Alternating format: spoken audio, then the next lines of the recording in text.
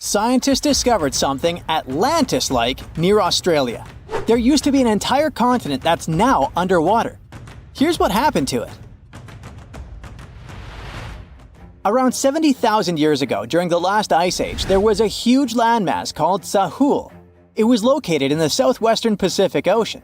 This ancient supercontinent connected what we now know as Australia, New Guinea, Tasmania, and the Aru Islands into one giant piece of land. Imagine lush tropical rainforests surrounded by beautiful mountains. Sahul's tallest mountains were in the New Guinea highlands, with peaks reaching over 13,000 feet.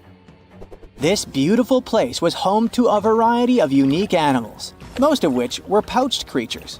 But back then, they weren't just koalas and kangaroos. Sahul was filled with different types of grazers, burrowers, scavengers, and predators. It was home to a huge diprotodon, a powerful hunter Thiosolio, and a horrifying Megalania, a creature that's much larger than any living lizard today. It was a unique place because the rest of the world was filled with placental animals at the time, like wolves, elephants, and humans. In Sahul, the only normal mammals were bats and rodents. But not all its parts were the same. The Timor, Arafura, and Carpentaria regions were covered by hot savanna and dry forests. It looked kinda like modern Australia, hot air deserts with scrubland, steppe, and temperate forests along the eastern coast. Back then, people were migrating all across the world. They made an incredible journey from Southeast Asia to Sahul and first arrived here from 60 to 45,000 years ago. They mostly traveled by foot and crossed the sea using bamboo rafts and simple boats. They came there from an ancient landmass called Sunda, which includes parts of Southeast Asia. They traveled across a series of islands known as Wallachia and eventually spread across Sahul. And it wasn't a small journey. Sahul was huge, around 4.1 million square miles. That's bigger than the USA or Canada. It stretched from the equator to around the southern part of New Zealand. So they arrived in what is now Australia and became Australia's first people. Scientists think that Sahul had a population of 500,000. We've discovered cave paintings that date back around 40,000 years. It's a hunting scene depicting an anoa, or miniature buffalo, facing figures of humans and animals. Researchers are trying to figure out how these early settlers moved across Sahul and where we might find archaeological evidence of their journey. To do this, they created a landscape evolution model. The simulation showed how Sahul changed between 75,000 and 35,000 years ago. It showed potential migration routes and archaeological sites. Humans likely traveled along coastlines and rivers. But how did Sahul get submerged off the coast of Australia, similar to the mythical Atlantis? During the last ice age, much of the Earth's water was locked up in large ice sheets and glaciers. The sea levels were much lower than they are today. After that, the global temperatures increased. The ice sheets melted and the sea levels rose, flooding the land bridges that once connected different parts of Sahul together. About 8,000 years ago, New Guinea separated from mainland Australia, and then, about 6,000 years ago, Tasmania did the same. We still can explore the underwater parts of Sahul thanks to new technology. Divers explore and collect samples directly from the ocean floor. Underwater drones can go to places that are too deep or dangerous for humans to explore. And with sonar mapping, scientists use sound waves to create maps of the ocean floor. It's like using an echo to see what's underwater. The sound waves bounce off the seabed and come back, helping us create a picture of what it looks like. Deep underwater, archaeologists have found stone tools and other artifacts. They also discovered fossils of animals like Diprotodon and Thylasolio. By studying the underwater terrain of Sahul, they learned about the ancient rivers, lakes, and coastlines that existed during the Ice Age. But Sahul isn't the only underwater continent. Sahul isn't the only hidden gem of Southeast Asia. Take Sundaland, a place made up of Sumatra, Java, Borneo, and some other islands. This place was crazy huge during the Ice Age, but now almost fully underwater. Almost, but not entirely. The parts above the ocean are teeming with life. If you like birds, check this place out. It has almost a fifth of the world's bird species. You can spot colorful birds like the Java hawk eagle and the Bali starling among the lush forests. It's also a home to a fourth of Earth's fish species. Sundaland's waters are a haven for marine life, even the most exotic animals like the Asian arowanas. It's also a treasure trove of flowers. That's where you can find Rafflesia and Titan arum, the world's largest flowers. This makes it very similar to Zealandia. Zealandia is a long, narrow piece of land about half the size of Australia. It broke from Antarctica about 100 million years ago. Just like Sundaland, it isn't fully underwater. 7% of it stayed above sea level. This sticking out little piece is what we now call New Zealand, along with Stewart Island and some smaller islands. These pieces of Zealandia are lush and warm. They're packed with volcanoes, mountain ranges, beautiful natural geysers, and hot springs. Local people, Maori, use these hot springs for cooking. People place corn, eggs, and vegetables in baskets and lower them directly in the hot springs. Sometimes they cook food in a pit oven using heated rocks. Another hidden world is known as Argoland. This mysterious landmass was once part of Australia, back when dinosaurs chilled around. It drove scientists crazy for decades.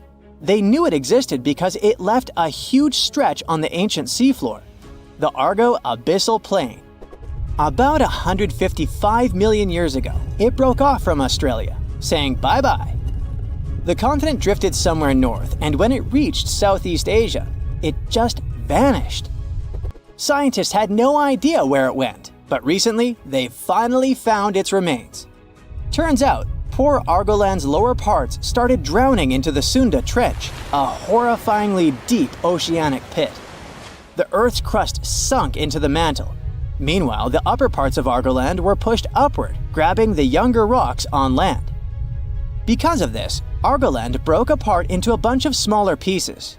These pieces formed parts of Borneo, Java, Sulawesi, and other regions. The remains are buried under Indonesia and Myanmar. Imagine a colossal landmass the size of Greenland, Greater Adria. Its journey began about 240 million years ago when it broke away from the supercontinent Gondwana. It started moving north, and after 100 million years of enjoying the warm seas, it suddenly crashed into Europe and shattered into pieces. Most of these pieces went deep into the Earth's mantle, but some were scraped off and became part of mountain ranges like the Alps. Today, the remnants of Greater Adria are scattered across more than 30 countries, from Spain to Iran. That's why they're hard to look for. Seychelles was also once part of Gondwana. Yep, these idyllic islands are sitting atop of the ancient continent. We know a lot about it because of its fascinating granite outcrops. 100 years ago, Alfred Wegener discovered continental drift, but no one believed him. These granite outcrops helped him prove that he's not crazy and that tectonic plates really are moving. The Seychelles broke off from India and Madagascar and eventually became a sad loner in the Indian Ocean. This probably happened because of some insanely active volcanoes in the Deccan Traps. But now, the islands are home to unique species both on land and in the coral reefs nearby. Mauritia broke off from India after the dinosaur wiping. Along its journey, it stretched into a long ribbon-like shape and also broke into pieces. Now it's all scattered beneath the Indian Ocean. Scientists stumbled upon this lost land by studying tiny ancient crystals called zircons. These zircons are like time capsules. They date back an astonishing 660 million to 2 billion years. That's even older than Mauritius itself. These ancient crystals hinted that there's another Atlantis somewhere nearby. Turns out there are hidden continents all around the world, and maybe we'll discover more of them in the future. Surprise! There's more than 7 continents on our planet. Argoland, a hidden continent, may help us understand how our planet will look in the future. To find out how it hid from us and what secrets it holds, well, you'll just have to keep watching. Ready for a mystery? Scientists have been looking for a piece of land that's been missing for over 100 million years.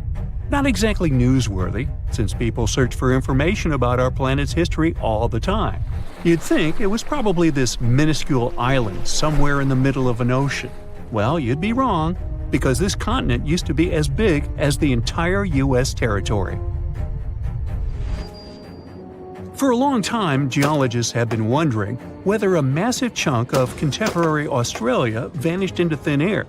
Some believed it was simply hiding somewhere on the ocean floor. But thanks to some Dutch specialists and 7 years of investigating, we now know there are bits and pieces of this lost land mixed underneath the lush jungles of Southeast Asia. The continents we see in our geography manuals these days are like scattered pieces of a puzzle. There's even a nice experiment you can conduct to see for yourself. Find a world map online and print it out. Cut out all of the continents and play around with them for a while. You'll see they all fit together. Probably the most striking thing you'll see is how South America perfectly fits near Africa. If you close up the oceans that were formed in the last 200 million years, the continents look like they form a giant letter C. And that C is what scientists call the supercontinent Pangea. It was swimming in an ocean called Panthalassa, and the inner portion of that letter C had a smaller stretch of water called the Tethys Ocean. It is in this small ocean where things get interesting. Back in the Jurassic period, this vanished continent, which scientists started calling Argoland, vanished and left a hole in Australia, now known as the Argo-Abyssal Plain. Geologists initially believed this was all due to a process called subduction. It's when one piece of the Earth's crust dives under another and recycles it into the planet's mantle. Usually, specialists track this continental vanishing through off-scraping. That's how they figured out, for instance, that India bumped into Asia and gave us the majestic Himalayan mountains. But for Argoland, things were a bit more complicated. Bits and pieces were popping up in places like Myanmar and Indonesia, but they behaved like these time-traveling relics, looking way older than when Argoland supposedly separated from Australia. It immediately raised the question, if one continent can behave so weirdly, how many others are out there doing the same? Thankfully, scientists have now put together the entire timeline of Argoland and figured out its mystery. It didn't sink or get swallowed up. It simply transformed into an archipelago, breaking into smaller pieces, called microcontinents, and floating away from Australia. These mini-continents then took a little journey before settling down in Southeast Asian jungles. This discovery fits right into the whole Pangea puzzle. It helps us better understand how continents break up and make up, all in one discovery, revealing secrets of biodiversity and climate back from in the day. If you'd like to find out more secrets about history, civilization, or random day-to-day objects, be sure to like this video and subscribe to the channel. Like, for instance, the mystery behind this invisible species line in Indonesia. It's called the Wallace Line, named after the British explorer Alfred Russel Wallace. Over 150 years ago, Wallace was on a journey around the Malay archipelago, visiting thousands of islands. What he found was that animals on one side of this invisible line were considerably different from ones on the other side. This invisible line is like a wall between marsupials and tigers, for instance, or honey-eaters and trogons. But now we know that around 35 million years ago, Australia broke up with Antarctica and collided with Asia, and this continental love triangle triggered significant changes. It didn't just change the way the land looked, it also messed with the species of animals on each side of the Wallace Line. In more recent times, a bunch of specialists published a study saying this collision and climate chaos made Asian species comfy living in the Malay archipelago. Meanwhile, the Aussie animals weren't as happy with the new environment. It was too hot and wet for some, and others just couldn't handle the tropical island lifestyle. The discovery of this continental shift towards Asia might also explain a recent finding of a human species that didn't seem to make any sense either. You see, in this hidden cave in the Philippines, archaeologists stumbled upon a new human ancestor. It seems that about 50,000 years ago, on the island of Luzon, there was this ancient human-like species. The lead researcher believed this finding was crucial for understanding human evolution in Asia, and it named this new species after the island, Homo luzonensis. Now, here's where it gets a bit confusing. The bones found by archaeologists had one small problem. They had a weird mix of traits that hadn't been seen together in any other hominid species. Smaller teeth, similar to ours, yet hands and feet that were more like our ancient humanoid ancestors. It was those throwback limbs in particular that connected this human species with the long-lost Southern Territory. That's because they have this primitive look, like these hard-to-pronounce guys, for instance. Only these two species are separated by 2 to 3 million years of time in evolution. Many have wondered, is Homo luzonensis really a new species? Not everyone is convinced. But it may also explain why living creatures are also affected by the constant shifting of the land underneath us. Now, just because they haven't changed much during our lifetime, it doesn't mean our continents will look like this forever. They evolved from this large megacontinent, and they'll most likely end up in a similar position in the future. On that note, a geologist from a European university tried to predict the future of Earth's supercontinents. As a starting point, he used an earthquake that occurred in Portugal back in 1755, when tectonic plates behaved a bit differently than they should have. After years of research, he came up with a theory in 2016. He believed that the stitches between these tectonic plates might be coming apart, setting the stage for a bigger rupture. It's like when glass cracks between two holes in a car windshield. If this happens, a subduction zone could stretch from the Mediterranean all the way up past Ireland, bringing volcanoes, earthquakes, and new mountains to these areas. If all goes according to this plan, the Atlantic Ocean will disappear, and so will the Pacific, turning into one large stretch of water. Instead of the 7 continents we know today, we'll get a new supercontinent, which he called Arica, because it would have Australia and the Americas at its heart. Now, it's not the only possible scenario, though. Novo Pangea might be another, and it's easy to foresee. The Atlantic stays open and the Pacific closes. Then there's Amasia. For this one, you'd have to imagine the Arctic Ocean closing and the Atlantic and Pacific staying open. Everything shifts to the north around the North Pole, except Antarctica. One final scenario would be called Pangea Ultima.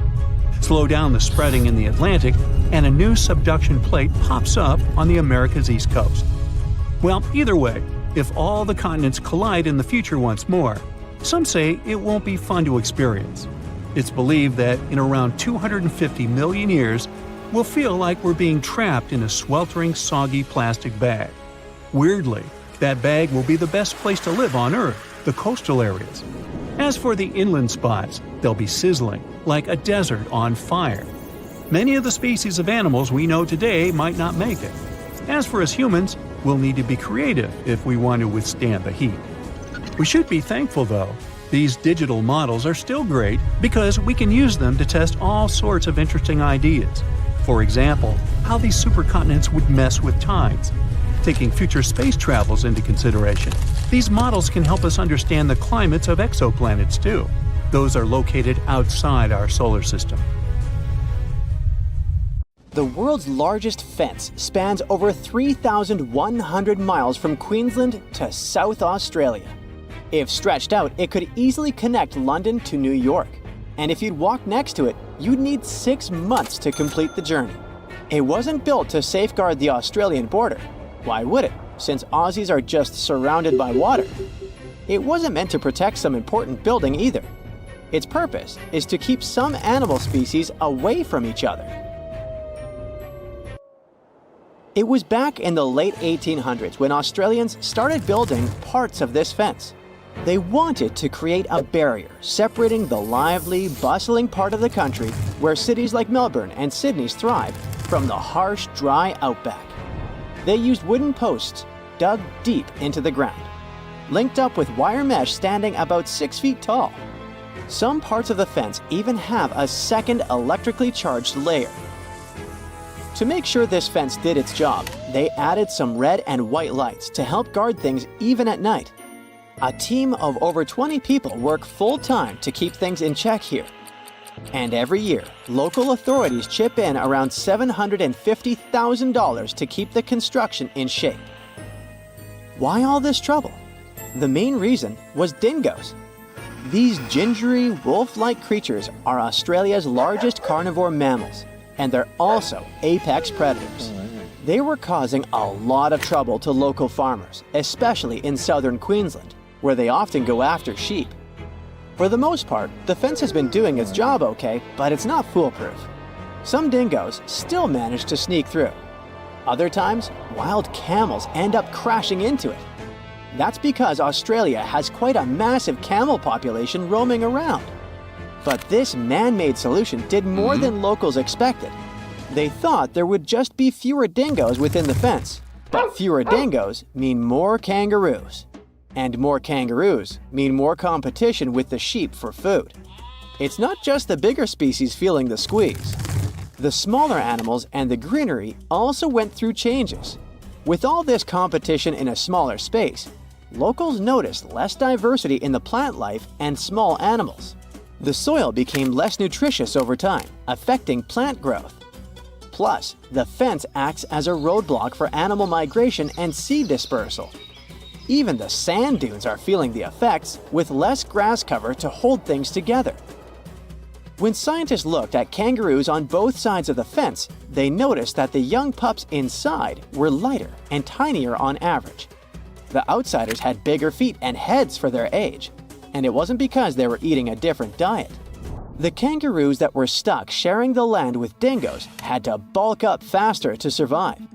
On the flip side, those inside the fence took it slower because they weren't under the same type of pressure.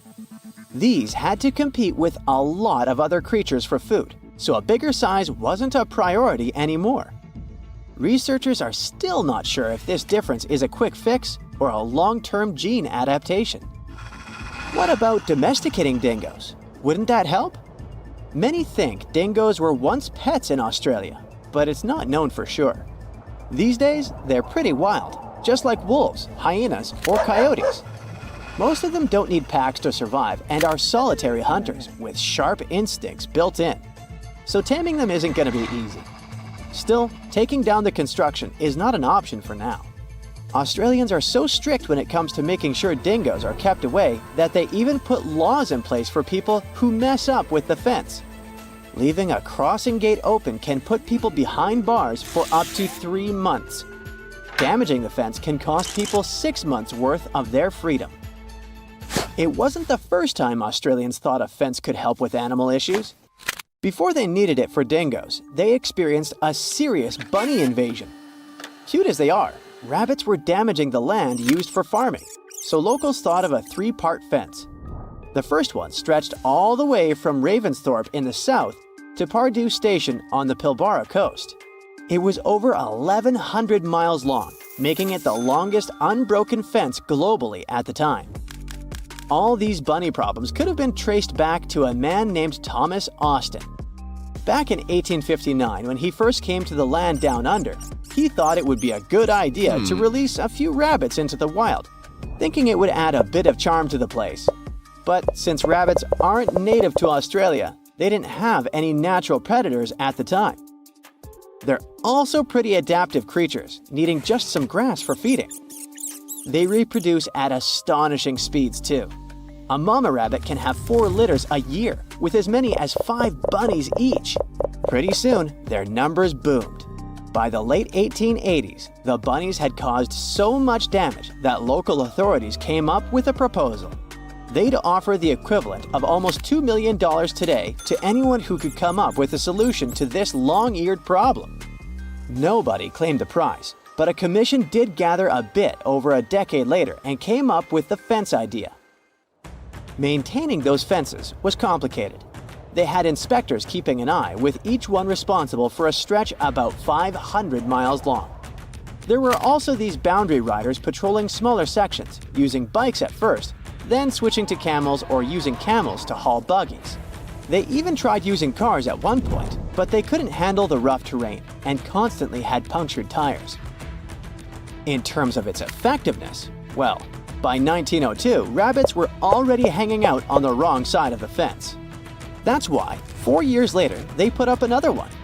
It worked for a while, so much so that the local authorities didn't bother helping out farmers past that second fence with rabbit netting loans. Those caught between the two fences, however, still had a rough time dealing with rabbit trouble. Soon enough, rabbits spread even over fence number 2, and it was clear the solution didn't work. In some areas, even while the fences were being built, those sneaky bunnies found their way past them. To this day, the rabbit population still sometimes puts the Australian officials through rough times. The dingo fence may be the longest one, but it's not the weirdest. The aquarium fence in Turkey might take that prize.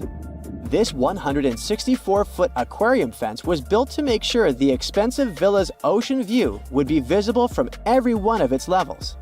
These days, it gathers a lot of tourists from all over the world, eager to see the variety of fish it contains, and even the octopuses.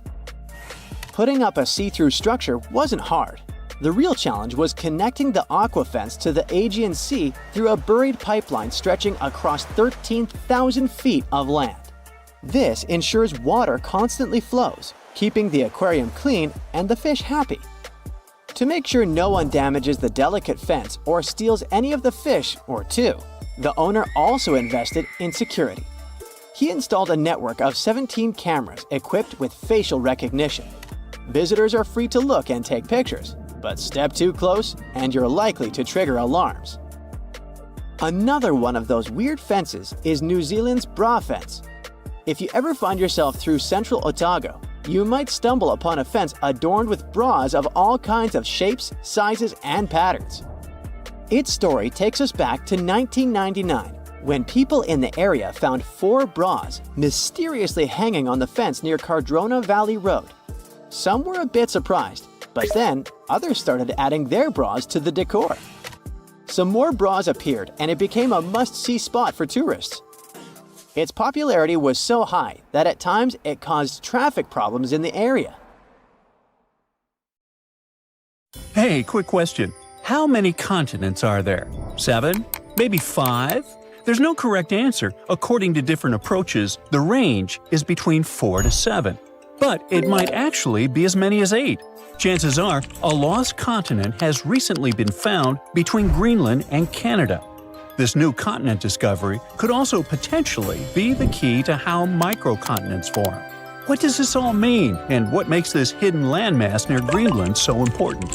Now, if you're like me, and if you are, then there's 2 of us, when you hear the word continent, you probably think of land like Europe or Africa, places above water where people live. But in science, a continent isn't about being above sea level. It's about what the land is made of. Earth's outer layer, called the crust, comes in 2 main types, continental and oceanic. Continental one is thicker, lighter, and made of different types of rock, like granite. The oceanic crust is thinner, heavier, and made mostly of dark volcanic rock.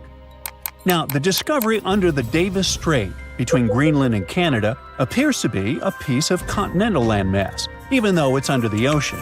Scientists call it a proto-microcontinent because it began to break off from a larger terrain millions of years ago, but never quite made it.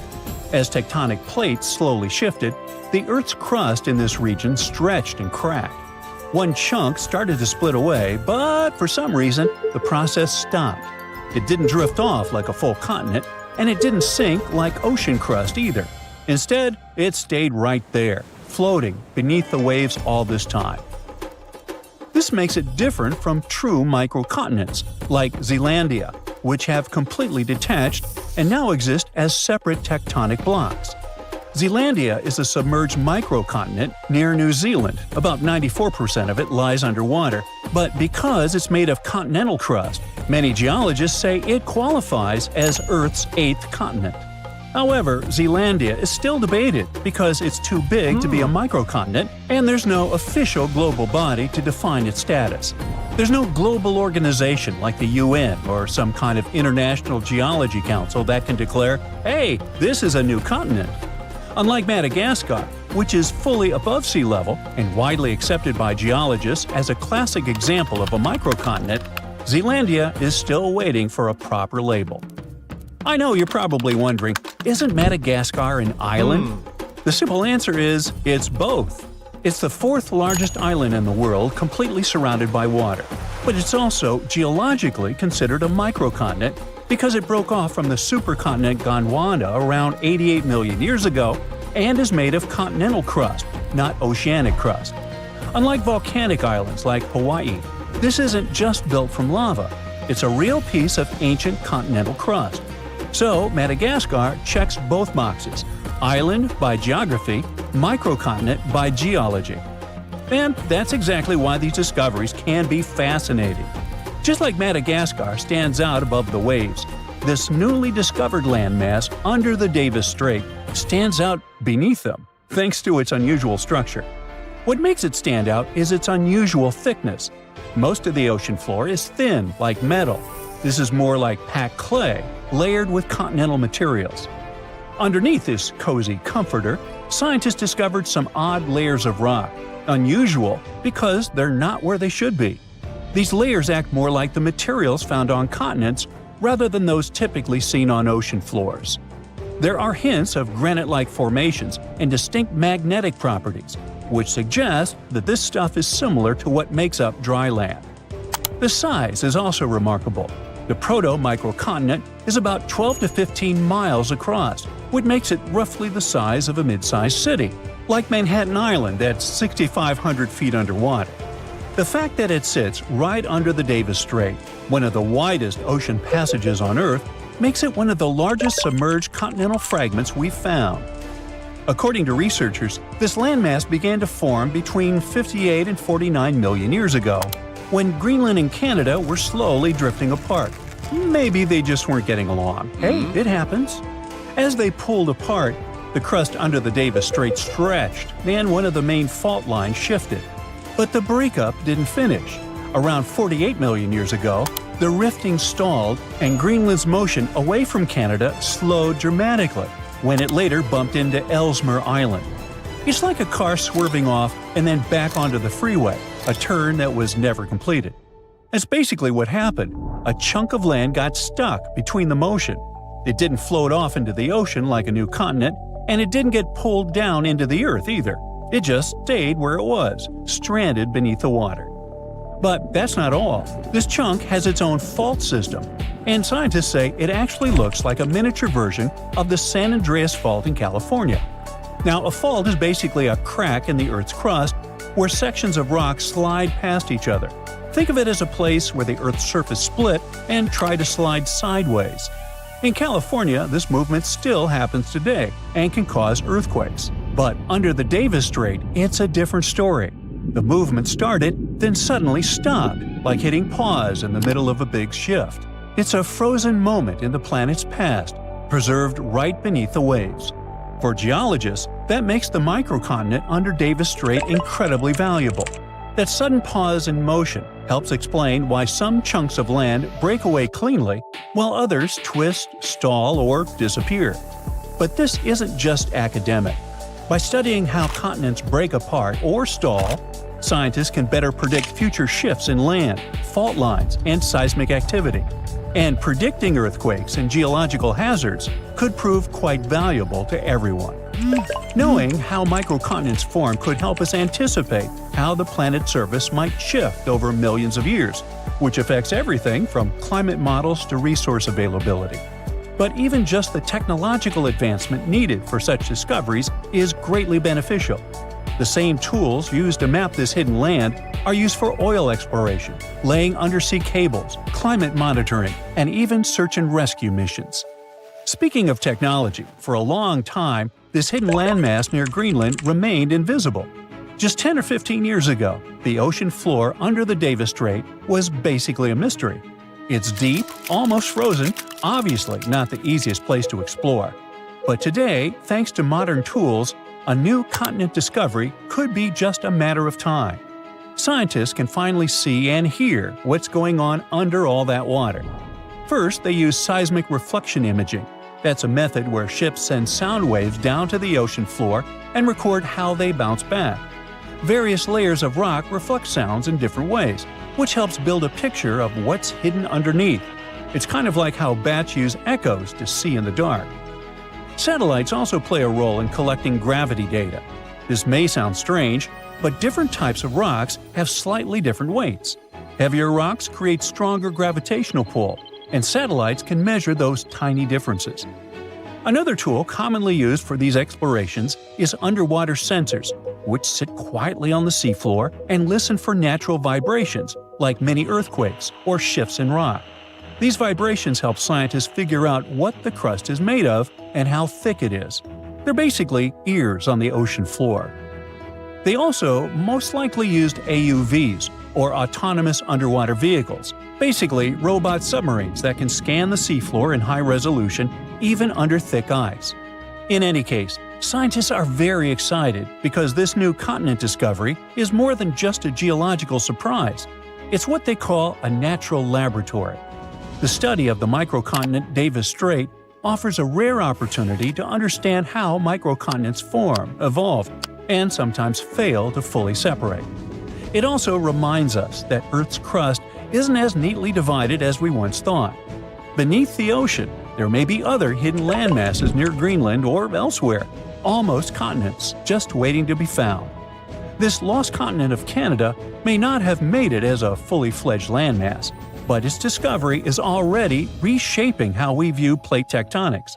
And thanks to advances in technology, places we once ignored are now offering up secrets about the planet's deep past, and maybe even its future.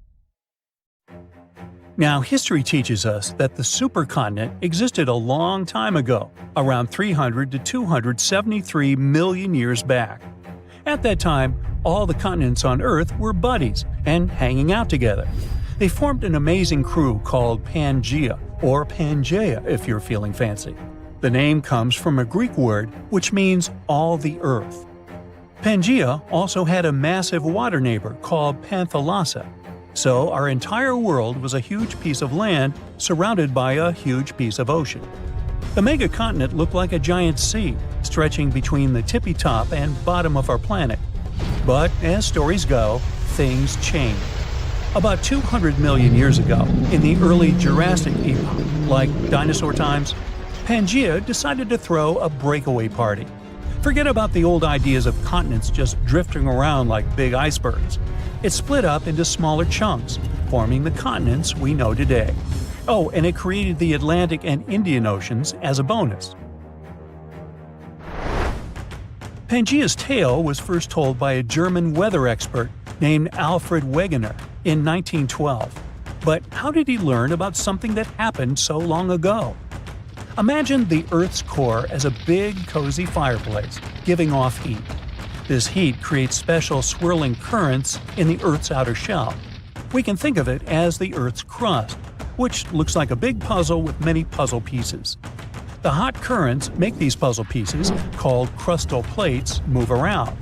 Sometimes they push apart, sometimes they crash into each other, and sometimes they slide past one another. It's like a fantastic dance party that goes on beneath our feet. One day, Wegener looked at the shapes of the continents and thought that, hey, those coastlines of South America and Africa kind of fit together. And they really did.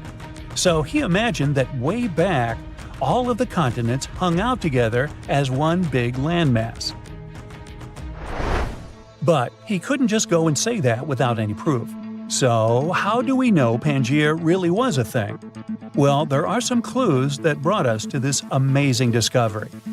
One clue is like when you put a puzzle together and the pieces fit just right. Take a look at the shapes of today's continents. You'll notice that they could fit together almost like a perfect match. Obviously, their shapes changed over time. It happened millions of years ago, and since then, the shores of continents have been washed by waters for years. But even so, we can still see how well they fit together. Another clue comes from checking out fossils. We know that ancient animals left a lot of fossils behind. That's how we learned their history and what species there were. But when scientists compared fossils found on different continents, they found something interesting. These fossils look similar. Surprisingly, they belong to the same groups of animals, even though they were far apart. It's not like these animals could swim across the ocean on their four paws. And it's unlikely that this particular type of animal originated in two places at the same time. And finally, the mountains. Imagine exploring underwater and finding huge mountains in the oceans. These underwater ranges and deep trenches are like scars from when Earth's tectonic plates moved around. They serve as another proof that the continents are part of something bigger. When you look at these things together, you get a pretty clear picture. The Earth's continents were once huddled together in the supercontinent. They've since gone their separate ways, but the memories of their grand adventure are still written in the shapes of coastlines, the rocks they left behind, and many more. But it's obvious to us now. At the time of Wegener's discovery, there were different ideas flying around. Some folks thought that the continents sank down to make the oceans, but Wegener had a different take. He thought that the continents are always on the move. He even came up with a fancy phrase, continental drift, to explain it. Later, he was joined by another scientist named Alexander du Toit. He added a little twist to the story, suggesting there were two original continents, Laurasia in the north and Gondwana in the south. But the real party didn't start until the 1960s, when scientists figure out the secret ingredient in this recipe, plate tectonics. And finally, this theory explained everything Wegener and du Toit talked about. Wegener's theory was proven correct after 50 years. As time passed, we learned more and more about our planet. We found out that the Earth used to have multiple supercontinents. Before Pangea, there was a megacontinent called Rodinia around 1 billion years ago. And later on, Pannotia joined the scene about 600 million years ago. What's interesting is that the continental drift story is far from over. Our continents are always on the move. Africa is giving Europe a friendly bump, and Australia is playing a game of bumper cars with Southeast Asia. You know what's on the horizon? Another supercontinent. So, how will this next supercontinent come together? Well, there are 4 major possibilities: Novo Pangea, Pangea Ultima, Orica, and Amasia. These might sound like superhero names, but they're actually ways the puzzle pieces could fit. Let's look at them all. First, Novo Pangea. You know how there's the Atlantic Ocean on one side and the Pacific Ocean on the other? Well, if these oceans keep doing what they're doing now, the Atlantic will keep opening up while the Pacific squeezes in. If that happens, the Americas, North and South America, will give each other a big high five. And Antarctica, that icy land way down south, will join the fun too. It'll be drifting northward. Next, Pangea Ultima. In the future, the Atlantic Ocean might get tired of being so wide. It might decide to slow down and shrink a bit. The Americas and the northward drifting Antarctica will probably crash into Africa and Europe. And just like that, a brand new supercontinent forms. There are these spots where the ocean floor is sliding underneath the land. It's like a secret underwater passage. These spots are called subduction zones. So if these secret tunnels will be spreading and spreading all along the east coast of the Americas. The Americas, Europe, and Africa might come together again, and they'd form a supercontinent. This supercontinent would be surrounded by the Pacific Ocean. The next possible supercontinent is Orica. In this scenario, the Pacific and Atlantic Oceans might decide to take a nap and close up.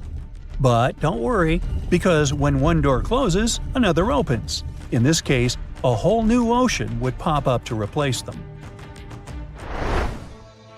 Imagine a big crack in the ground cutting through Asia, like a zipper opening up. This crack is called the Pan-Asian Rift, and it would become a brand new ocean. With this new ocean comes a new supercontinent, Orica. Australia is currently drifting northwards, like it's trying to find a nice spot at the center of our planet. East Asia and the Americas might join in from both sides. After that, Europe and Africa might link up with the Americas, and boom, Orica. And finally, Amasia. It might form if some of the tectonic plates go north. They can take continents like Africa and Australia along for the ride. They'll be hanging out around the North Pole. All the continents except Antarctica might come together. And even though they might gather around the North Pole, they won't close off the oceans. The Atlantic and Pacific Oceans would still be open for business. How this grand reunion happens depends on the Earth's tectonic movements. So far, we believe that Novo Pangea is the most likely scenario. It also depends on what exactly happened to Pangea after it broke apart. And when the new supercontinent appears, what's going to happen with the weather? How will the ocean behave? And what about the animals and plants? These questions all light up our minds. Who knows? Maybe someday our descendants will look at the world map and see this incredible journey come full circle. So keep asking curious questions and stay tuned for the next 100 million years. New Zealand is located in the southwest Pacific, and it isn't just a country of mountains, the world's quirkiest creatures, and hobbit holes. But here's another cool fact. New Zealand sits on top of a hidden continent that's 94% underwater. That's right, just the tip of a sunken landmass more than half the size of Australia. And with sea levels rising, one question keeps, surfacing. Is it possible that all these remarkable creatures will need swimming lessons one day? Zealandia is a sprawling, drowned continent stretching from New Zealand to New Caledonia. This underwater region has mountains, valleys, and its own geological personality. But wait, how can something underwater be called a continent? Well, it turns out being underwater doesn't disqualify you from being a continent. It just makes you harder to spot. Most people think of continents as giant land masses you can walk on. But geologists don't define continents by what's above water. They define them by what they're made of. You see, most of Earth's crust is oceanic, thin, dense, and made of basalt. However, continents sit on continental crust, which is thicker, lighter, and much older. That's the case with Zealandia. Even though it's mostly submerged, it's composed of the same kind of crust as Australia or South America. It has mountain ranges, sediment basins, fault lines, it's not your fault, and even fossils that prove it once had forests and land creatures. Zealandia was above sea level during the age of dinosaurs, and while we haven't found a raptor-like theropod skeleton yet, there's no reason to believe we won't. So how was this discovery made? Since most of Zealandia sits about 1/2 to 1.5 miles underwater, it wasn't easy. We can't drain the region like a bathtub just to take a look. So the answer had to be technology.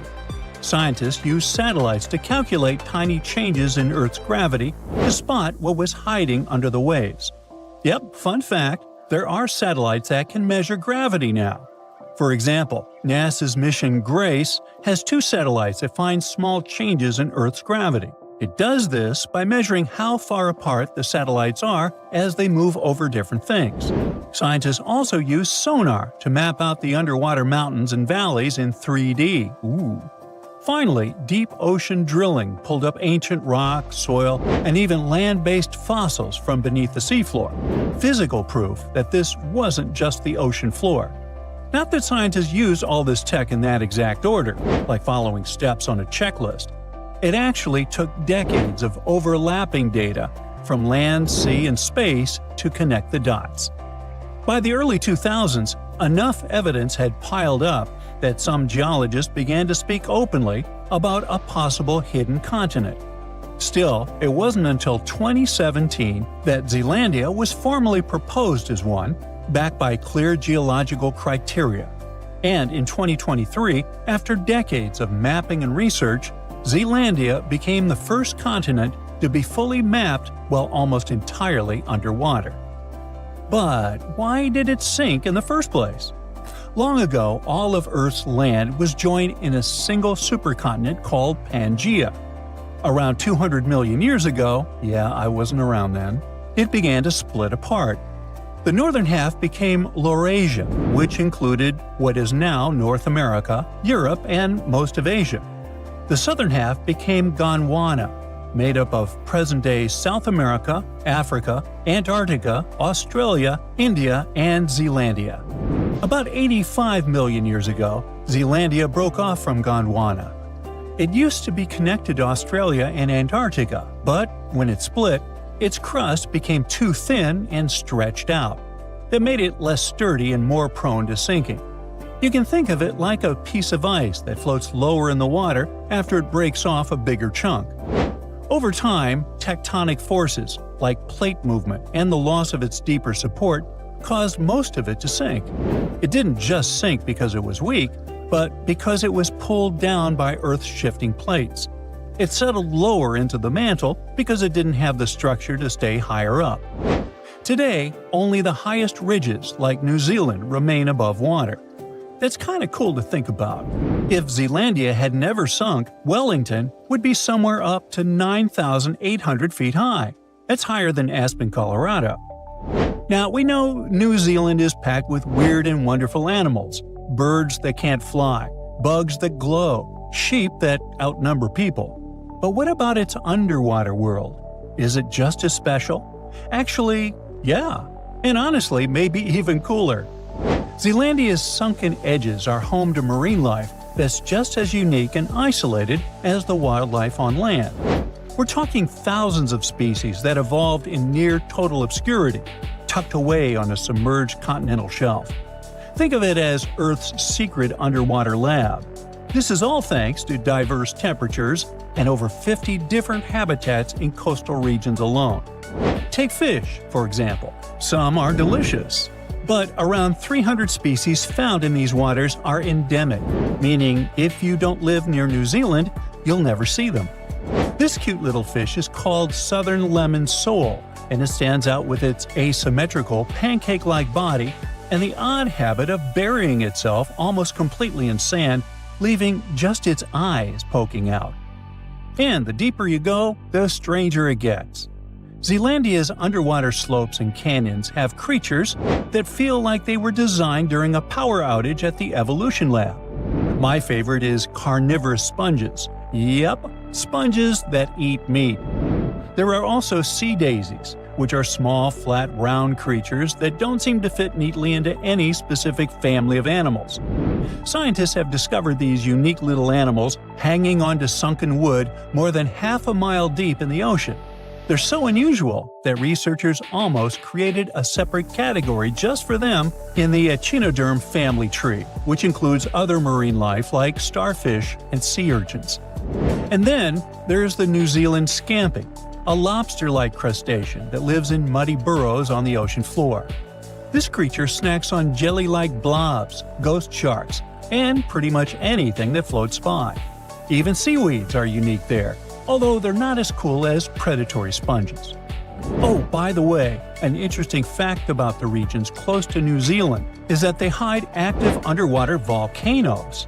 The most famous one is called Brothers Seamount. It's located about 210 miles northeast of New Zealand. It's a massive underwater volcano with a crater at the top, constantly bubbling with heat and chemicals. What makes it fascinating is that these vents, called black smokers, support ecosystems that don't rely on sunlight. Instead, bacteria use chemicals like sulfur to produce energy, a process called chemosynthesis. These bacteria form the base of a food chain that includes species like tube worms and deep-sea shrimp, which are adapted to survive in extreme heat, pressure, and complete darkness. That's not typical for most ocean life, which depends on photosynthesis and stable conditions. Brothers Seamount is also loaded with metals like copper and zinc, making it scientifically valuable and, potentially, commercially tempting. So it goes without saying that Zealandia is incredibly important to scientists. It offers a unique window into Earth's geological and biological history. It's like a time machine and a natural lab that helps scientists piece together Earth's history. So, in the end, could New Zealand end up underwater due to water levels rising naturally with each century? If you're imagining New Zealand slowly disappearing beneath the waves, like a real-life Atlantis myth, don't. Even with sea levels rising, that kind of full-on submersion just isn't likely, even in the worst-case scenario. New Zealand's tallest point, Mount Aoraki, stands over 12,000 feet above sea level. For the ocean to cover that, it would need to rise by more than 2 miles. And unless Earth suddenly turns into a water balloon, that's not happening. Okay, but what about sinking? Could it sink like Zealandia did?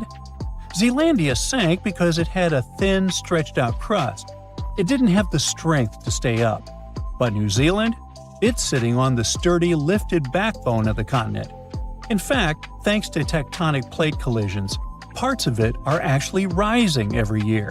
And not just rising, shaking too. Zealandia has active tectonic plate boundaries, which is why the region gets so many earthquakes and volcanic events. So, while Zealandia may be almost entirely underwater, New Zealand is holding its ground, literally. In other words, the Kiwi won't need swimming lessons anytime soon. Now, at first glance, it seems like we're on a giant raft called a continent that's just floating around on some molten lava until it hits another continent. Okay, let's make a quick stop at high school science class. Our home planet is like a cake with different layers of ingredients stacked up on top of each other. The Earth's core, mantle, and crust. Hey, where's the frosting? The cake batter on top represents the crust of the Earth, made up of 3 types of tasty rock: igneous, sedimentary, and, say it with me, metamorphic. These rocks are formed in different ways, such as from solidified lava or from the deposits of particles and minerals. The crust is what we stand on, a home to our continents, oceans, and everything we see around us. Then you have the mantle, not the baseball player, the layer that lies right below the crust. Many people think that the mantle is just lava, but it's not quite like that. Just like how you mix different ingredients in the cake batter, the mantle is made up of different types of rocks that are constantly moving and shifting. And finally, we get to the sweetest part of the cake, the center, or in the case of Earth, the core. It has 2 parts, the outer and inner core. The outer core is made of molten rocks and metals that are incredibly hot. Ow! Even hotter than the surface of the sun. The inner core is solid, even though temperatures there are crazy. It doesn't turn into liquid because the pressure down there is amazingly strong. When you see all this, you can easily think that below us there are endless miles of lava and hot rocks. So, how come tectonic plates move at all? The continents don't float on a sea of molten rock. The oceanic and continental crusts really sit on a mantle. Sure, there's a layer of liquid rock in our planet, the outer core, around 1,800 miles below the surface, but it's separated from the surface by the mantle that's thick and solid. So, the Earth's tectonic plates move around because they're on a thick layer of solid rock, the upper mantle. Basically, this rock is under incredible pressure and heat, which makes it flow in slow motion over time. Think of it like honey or syrup that you pour over your cake layers. As you move the cake around, the honey or syrup will also move and flow. Similarly, the upper mantle can flow and drag the parts above it along, just way slower than honey. And the rock is both breakable and flexible. It can crack and break like a cookie, now I'm getting hungry, but it can also stretch and bend like a piece of taffy. When the plates get caught on each other, they can't move anymore. But when they break free, they start drifting again, like puzzle pieces shifting around until they find their perfect fit. Extremely high temperatures and pressure are the reason this flow happens. It's like a big pot of soup on the stove. As the soup heats up, it starts to move around, carrying heat from one spot to another. Is it lunchtime? And speaking of lunch, lava, it's not just molten rocks that travel all the way up from the outer core to volcanoes. When tectonic plates come together and one slides underneath the other, they create a lot of heat and pressure while grinding against each other. It's like rubbing your hands together fast and they start to get hot. or when you start a fire with rocks. And as the melted rock, or magma, rises to the surface, it can create volcanoes. Now, long ago, the Earth's land was not divided into continents as it is today. Instead, there was one giant landmass known as Pangea, meaning all Earth in Greek. Whoa! Imagine being stuck in the middle of this giant ocean. So, over time, this supercontinent slowly broke apart. Its parts drifted away from each other and formed the separate lands we call continents. This idea first popped out in the 16th century when one cartographer realized the coastlines of Africa, America, and Europe appear like they could fit together like puzzle pieces. Later, researchers realized the rock composition of their coastlines was similar, which means they used to be part of one giant mass, and they called that the theory of continental drift. At first, people were pretty skeptical about that idea because they didn't know how such massive lands could move around. Now, we'd all be able to explain that part, right? So, the Earth's crust is divided into a couple of large plates and many smaller ones. All of them are still moving, even though it's in slow motion. We can't sense it, and we won't see any particular changes during our lifetime. It's a process that lasts hundreds of millions of years. As the plates move, they interact with one another in fascinating ways. For example, when two plates collide, one may be forced beneath the other, which would help create a subduction zone. Over time, this is the way you get many cool things like volcanic islands, trenches, and even entire mountain ranges. Plates apparently started moving around 3.5 billion years ago. It took them a while to group into the first jigsaw supercontinent we know about called Ur. Today, its remains make up parts of Madagascar, India, and Australia. Pangea formed 335 million years ago, but it probably won't be the last continent that will form. So, some new generations in the distant future could live on something called the next Pangea. When the oceanic crust of the Atlantic Ocean slowly takes its place under the continental crust, the oceanic basin of the Atlantic is going to close, which is why the continents will end up pulled together. This means the Americas will meet Africa, and Eurasia will be flipped on its side. So people might live on a giant landmass in the shape of a ring, clustered around the inner sea, or at least what's left of it. Or maybe continents will take another direction and make up a different jigsaw puzzle called Amasia. In this scenario, the Americans will drift westward, fuse with Australia, and pivot to around Siberia. And then there's more. Novo-Pangea is the option where the Americas swing together to embrace Antarctica and Australia, and Africa legs off to the northwest. Basically, all continents here get together to form a giant landmass that stretches from one pole to the other. Ready for one more? Nah, come on.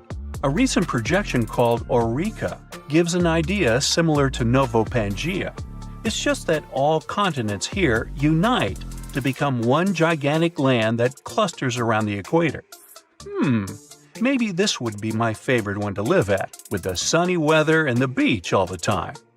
And who knows what kind of magnificent trenches, mountains, islands, and other geological beauties we'd get with this giant supercontinent. Pangea broke up about 175 million years ago. As the Atlantic and Indian Oceans began to widen towards the east, the Ring of Fire was formed. It's a path that goes along the Pacific Ocean with so many frequent earthquakes and active volcanoes. This way, Eurasia was unable to cross this border and continue moving westward. And now Eurasia could move laterally along the Ring of Fire. The subduction zones kind of act like a barrier that forces the tectonic plates to move in different directions. So Eurasia could eventually collide with the Americas and form something similar to Amasia. It would be cool to sit there, grab the popcorn, and watch it from the side. But this is something that won't happen for the next 50 million years at least. I'm willing to bet I probably won't be here to see it. Different theories talk about different positions where this new supercontinent might end up one day. But it seems it will probably be somewhere in the polar area, centered on what we today recognize as the Arctic Ocean. Not my cup of tea. Bring me back the sunny one. Wait, scratch that. Let's go eat. Scientists claim that Icelandia was a region between Greenland and Scandinavia that was more than 230,000 square miles, but is now underwater. The Earth was once a large pizza pie, with all the continents connected to each other millions of years ago, otherwise known as Pangea. The North Atlantic region we know today was dry land from about 335 million to 175 million years ago. For many years, scientists and geologists assumed that the North Atlantic Ocean was birthed as Pangea began to split apart roughly 200 million years ago. With volcanoes in the region where Iceland is, the country came to be just 60 million years ago as it broke off and sailed away from all the other lands. And since the Earth was like a large pizza pie, it divided like one. Many of the lands split up into many large and small pieces, creating the continents we know today.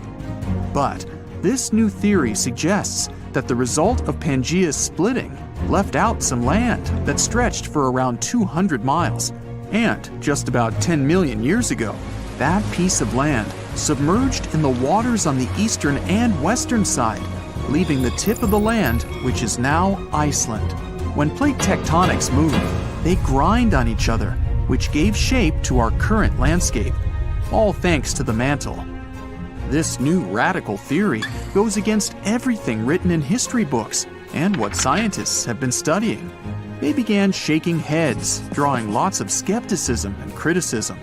But by analyzing the ocean floor under Iceland and the Earth's crust, we can assume that this idea isn't far-fetched.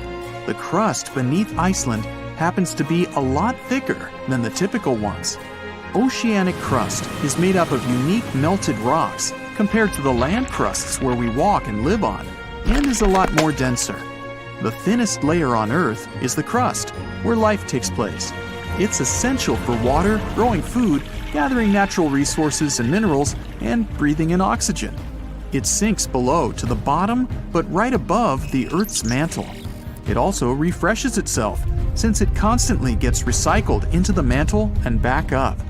This is why the rocks in the oceanic crust are around 25 miles thick, compared to just 5 miles anywhere else.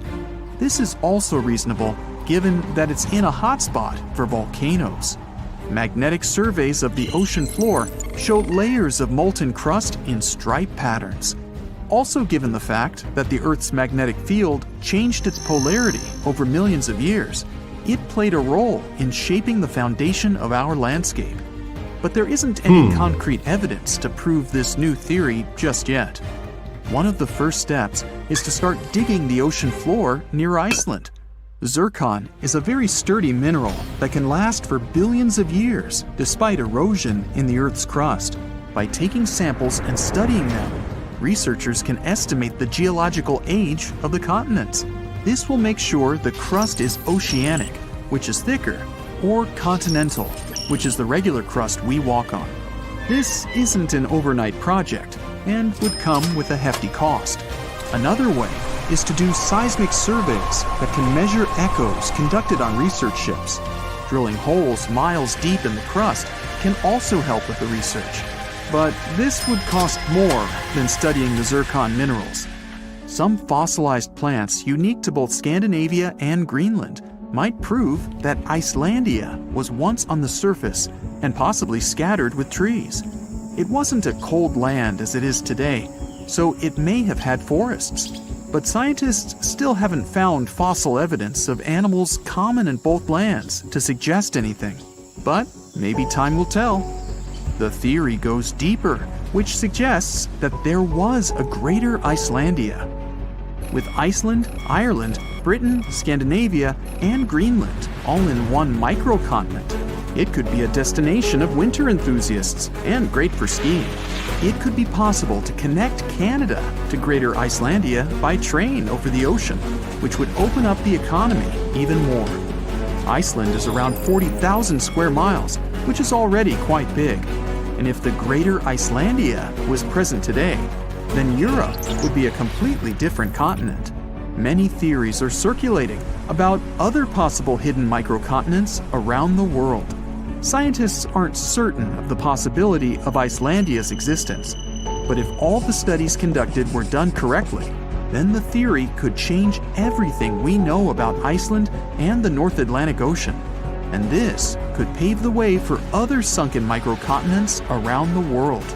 Another theory out there is that New Zealand was the tip of a lost subcontinent, even bigger than Icelandia, called Zealandia. Studies show that it's separated from the supercontinent Gondwana between 79 to 83 million years ago. Scientists claim that it's the thinnest and youngest continent discovered underwater. Craton is a core rock that acts as the main foundation for most continents. It's at least 1 billion years old, but the continental crust that makes up Zealandia is just half of that, which makes it quite young. That means some craton is missing, even though it holds some leftovers of older rocks and parts of the mantle. They're estimated to be as old as 2.7 billion years old. Scientists did some studies on the zircon crystals from New Zealand and found out that they're as old as 1.3 billion years old. The rest of the continents are more than 3 billion years old. Scientists studied the composition of the rocks in the bottom of the ocean around New Zealand. They're made up of silica and granite, which are found in continental crusts. The ocean floors mainly have magnesium and iron-rich rocks. They're also thicker and higher than regular ocean crusts around it. They conducted some studies and collected magnetic and topographic data to see the link between the Tasman and Coral Seas in the Cato Trough region. This is the narrow strip between Zealandia and Australia. Satellite data tracked tiny faults in the Earth's gravity to map out the crust of the ocean floor surrounding the area. They saw the mass that makes up Zealandia quite visible and almost the size of Australia. Even though the signs are there, this doesn't prove anything. It's possible that there are a bunch of microcontinents which all split apart when Australia broke free of Gondwana. Back then, the supercontinent was made up of South America, Antarctica, Australia, Zealandia, Arabia, and the Indian subcontinent. New Zealand is already not the biggest country out there, but if the theories are correct, then Zealandia will be 6 times its original size. Mauritius is a young island that's only a few million years old. Just 1,200 miles off the coast of Africa, it's believed that the tiny island came to life around 9 million years ago. The underwater volcanoes in the region spewed out so much lava that it formed the land today. But scientists found zircon rocks that are more than 3 billion years old. It may also be part of a continent submerged underwater called Mauritia, which is just a quarter of the size of Madagascar. The zircons they found were embedded in solid rocks and not just in the sand, which may rule out that they just washed up on shore from another continent. Some scientists are still not convinced. They suggest that discovering rocks that stand out from the other typical ones brought by an eruption could skew the scientific community to this theory. But just like how Icelandia could be part of Greater Icelandia, Mauritia was once called Rodinia, which consisted of India and Madagascar. Theories suggest that Mauritia was covered in water when India broke away from Madagascar, something like 85 million years ago. Do you know how many continents there are on Earth? That's an easy one, 7. But wait a second, aren't Europe and Asia one large continent, Eurasia? It looks so when you look at the world map. Well, scientists think differently. They don't just look at bodies of land sticking out of the sea. Geoscientists study the types of rock that continents are made from. When you see the world from their perspective, the number of continents actually increases. Yes, they are not a myth. Lost continents exist, or at least they used to. They are hiding under other land masses. Peekaboo! Researchers have recently discovered one continent just like that. It's called Greater Adria. Sound familiar? Yes, it has something to do with the Adriatic Sea. This lost continent is completely buried under Europe. It collided with Europe and started to sink under it a long time ago. Today, it lies beneath Italy, Greece, and the Baltics. Its size and even shape match that of Greenland, the world's largest island. But how did geoscientists find Greater Adria? It's no longer visible, but it left some clues. Parts of it were embedded in the Alps. Other chunks were incorporated into present-day Italy and Croatia, on the other side of the Adriatic Sea. Limestone rocks from the former continent started to change once they were under the European landmass. Tremendous heat and pressure spread over tens of millions of years changed their structure. Out goes the limestone, in comes the marble. All the Greek and Roman temples you admired on your summer vacation were constructed using this marble. It was sort of a going-away gift from a long-lost continent. Greater Adria camouflaged itself well for thousands of years, but other lost continents were hiding in plain sight. Have you heard of Earth's eighth continent, Zealandia? Probably not, because it sits under the surface of the Pacific Ocean. 95% of Zealandia is now underwater. Can you guess where exactly? Its name is a good hint – under New Zealand. If you open Google Maps, you can see its outline. Look for a lighter shade of blue in the ocean. It should stretch from New Caledonia to New Zealand. This bump in the ocean floor used to be above sea level. It was about 2/3 of Australia and more than twice the landmass of Greater Adria in size. We can spot Zealandia today because it hasn't sunk too low, and that's the best way to discover other lost continents. Imagine the Earth without the oceans. The bottom of the sea isn't flat. There are mountains and trenches.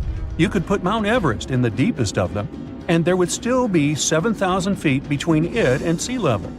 This trench got so deep because of a geological process called subduction. The Pacific Plate got under the Philippine Plate. Earth's crust is made out of those plates that float in a sea of molten rock. Then they bump into each other, one goes down while the other one rises. That's how Greater Adria ended up under the European continent. Our planet is constantly on the go. We don't notice this process because it happens deep beneath our feet. 120 million years ago, Australia and Antarctica were a single piece of land. Yep, the coldest and one of the hottest places on Earth were once the same territory. Antarctica said goodbye to Australia, but it didn't leave empty-handed. Today, there is an oceanic plateau in the Indian Ocean. The word plateau comes from French, and it means elevated flatland. And the name of this land sounds like the title of a Hollywood movie, Broken Ridge. Long ago, it was connected to another lost continent. Scientists believe that it made a land bridge between India and Antarctica. What was this land like? The answer possibly lies in a tiny archipelago in the southern Indian Ocean. These islands are all that is left of an ancient landmass. They have a cold climate. The islands feature glaciers because they're so close to Antarctica. But in the past, the climate must have been temperate with plenty of rainfall. The animals and plants would have been similar to those that we find in tropical regions today. The lost continent's landscape probably resembled that of New Zealand. Now, while we're in the area, can you guess which continent the island state of Madagascar once belonged to? If you guessed Africa, sorry, you were wrong. Hey, don't feel bad. Look up and to the right of the map. The correct answer is India. Some 120 million years ago, I wasn't around then, India separated from the African continent and went northeast. Madagascar wasn't quick enough and ended up as an island off the southeast coast of Africa. But there is evidence of an even greater landmass, the lost continent of Mauritia.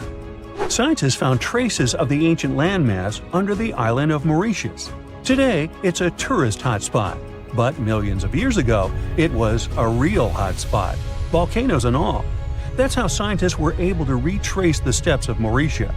They found a mineral that exists in rocks which lava spews out after an eruption. The long-lost land once covered the area from Mauritius to the west coast of India. Imagine if that land existed today. It would form a great mix of Indian and African cultures. The local dishes would definitely be spicy. Now, speaking of spicy, have you had Indonesian food recently? Just 50,000 years ago, Southeast Asia looked much different. There was no Sumatra, Borneo, Java, or even Australia. Just Sunda and Sahul. two continental masses that were divided by a deep water trench. You had the extension of mainland Southeast Asia on one side and the Greater Australia on the other. Back then, Bali stood at the southernmost tip of Asia. Biologists were among the first scientists to notice the split. Species developed differently on Sunda and Sahul. That's why Australia has unique animals, such as the kangaroo, wombat, and platypus. And did you know that a giant kangaroo once roamed the island of New Guinea? That's because, up until the end of the last age, there was a land bridge to Australia. Today, the two islands are separated by the Torres Strait, but it's quite shallow, less than 65 feet. It's a reminder that this was once a single landmass called Sahul. Another ocean strait that isn't too deep separates Asia from North America. The Bering Strait sits today in the place of Beringia. This ancient landmass wasn't that big. It stretched 1,000 miles from north to south. That's just a third of the driving distance from Los Angeles to New York. Beringia was important for another reason. During the Ice Ages, it connected the whole world. Water levels were 300 feet lower than they are today. If they went even lower, you could walk from the Cape of Good Hope in Africa all the way to Cape Horn in South America. Talk about the ultimate backpacking route. Today, you can hop on an airplane and fly to pretty much any place on the globe. The world has never seemed smaller, has it? Well, it has. Some 300 to 200 million years ago, we were all one world, literally. Pangea was a supercontinent that included all of the continents. Its name is in Greek, and it simply means all Earth. But Pangea started to crack up. The biggest gap formed between the Americas on one side and Europe and Africa on the other. Seawater soon started pouring in, and that's how we got the Atlantic Ocean. This process is by no means over. While you are watching this video, North America is drifting further and further away from Europe at the rate of 1 inch per year. Doesn't seem much when compared to the average human lifespan, but in the end, all the continents will reconnect with each other, forming a supercontinent. And it wouldn't be the first time in Earth history that this happens. Honestly, I'm not going to wait around for that. I'll bet you've heard of the lost civilization of Atlantis sinking into the waters off the coast of ancient Greece. The story is supposed to be a myth, but have scientists finally found the lost city? Not sure about that, but they did find a lost continent. Wait just 1 minute. I've lost socks, keys, and even a few marbles. But how careless do you have to be to misplace an entire continent? We'll have to ask our planet about that one. Earth lost what was called Greater Adria between 100 and 120 million years ago. So, how did that happen, and where did it go? The only way to describe the process would be kind of like a snake slipping through rocks or going down into a hole. It's easier to imagine losing a continent when you think about how hard it is to find a snake that's escaped your curious stares. Most snakes don't leave trails. In fact, if you weren't around 100 million years ago to watch that snake slide beneath a boulder, and I wasn't, you'd never know it happened. Just like scientists might never have found Adria if it weren't for the snakeskin, the mountains. Let's say your fleeing snake slithers under a rock. It's long past due for a shedding, so its old skin scrapes off and bunches up right there in that tiny space between the boulder and the ground. That's what Greater Adria did. When it broke off from a humongous landmass known as Gondwana, stick around for more on that here in a few, the Greenland-sized chunk headed north. When it eventually crashed into Europe, it slipped under and caused the meeting place of the two continents to fold and scrunch up. For years and years, it just kept going, and those folds kept growing. In the end, it left behind very obvious and famous traces. You might even have gone skiing on them during a winter vacation. I'm talking about the Apennines and the Swiss Alps. Professor Douwe van Hinsbergen, the geologist who led the research team responsible for this colossal discovery in September 2019, has his own analogy. He compares this folding action to what happens when you stick your arm into a small space and your shirt sleeve can't fit through. It bunches up, and those bunches are like the mountain range. You might be wondering if other mountain ranges have similar origins. They do. Ever push sand together with your hands? Your hands work like shifting land masses, and those peaks of sand you created are a mini version of the Rockies. The snakeskin, your shirt sleeve, the sand. The point here is that mountains get left behind when massive chunks of land smash into and slip under each other. But what about the disappearing continent that leaves them? What happened to Greater Adria itself? Just as a snake burrows underground for the winter, Adria kept sliding beneath the surface. Dr. Van Hinsbergen thinks she's probably nice and cozy about 900 miles under southern Europe right now. But wait a minute, is Greater Adria still a continent if she's underwater or under land? Is a snake still a snake when it's underground? Of course it is. In fact, I know a continent that's mostly underwater yet isn't lost at all. Ever heard of Zealandia? It's also called the New Zealand continent or Tasmantis. It looks like an archipelago, which is a string of islands. But if you peek under the water, you'll see that it's really one continuous piece of submerged land with mountaintops poking out over the surface. Those peaks are the islands. Zealandia is categorized as a microcontinent, which then begs the question: what is a continent anyway? That's a matter of some debate.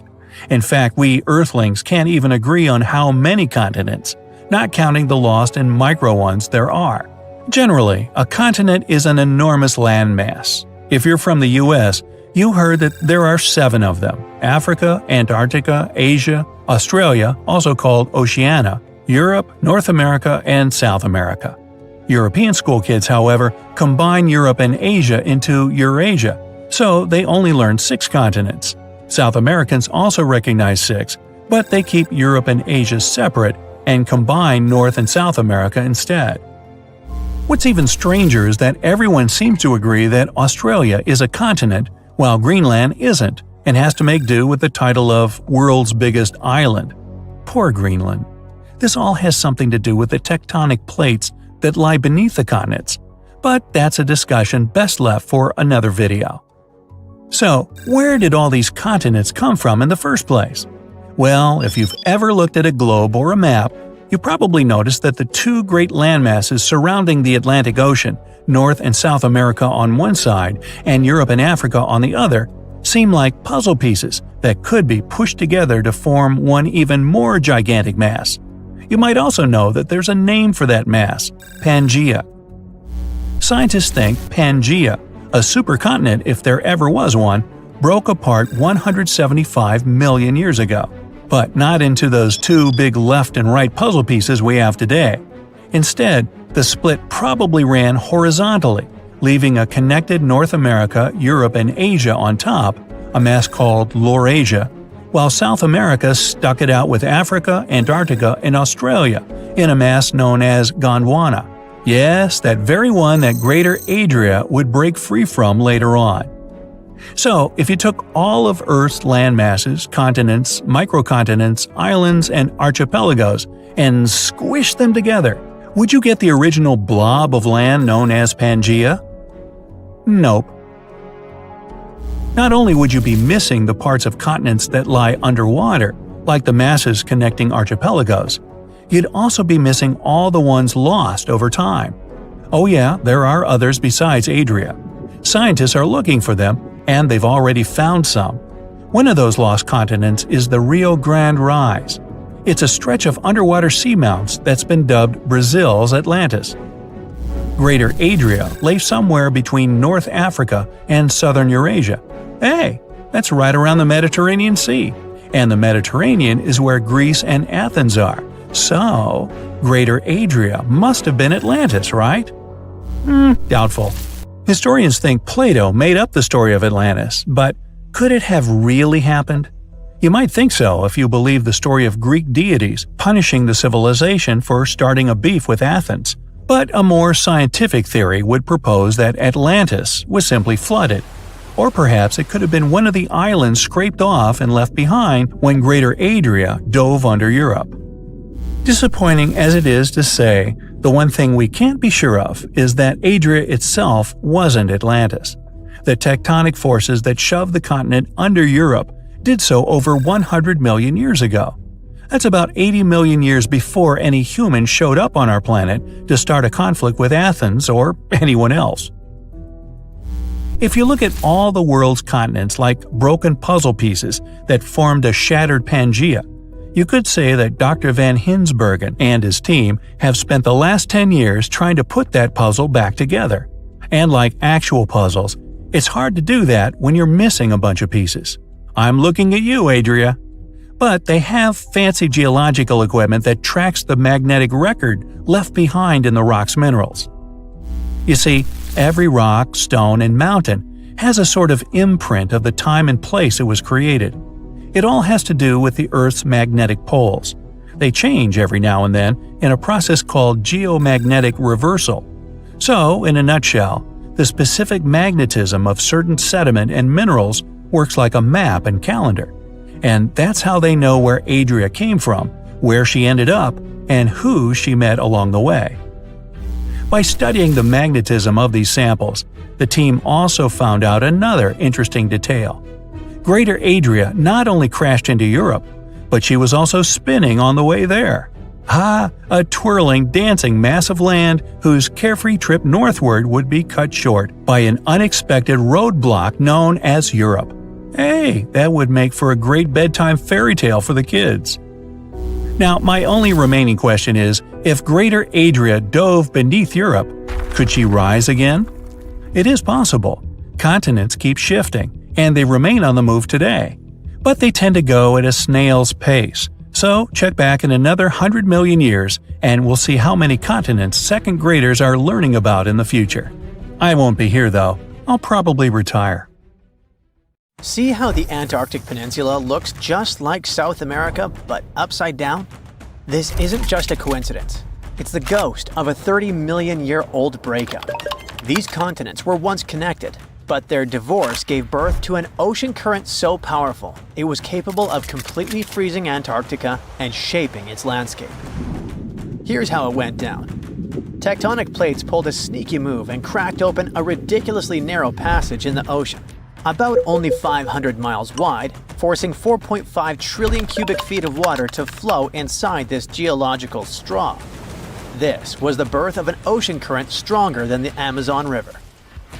This ocean current, called the Antarctic Circumpolar Current, by the way, flows in a circular motion, going clockwise because of the strong winds that blow over there.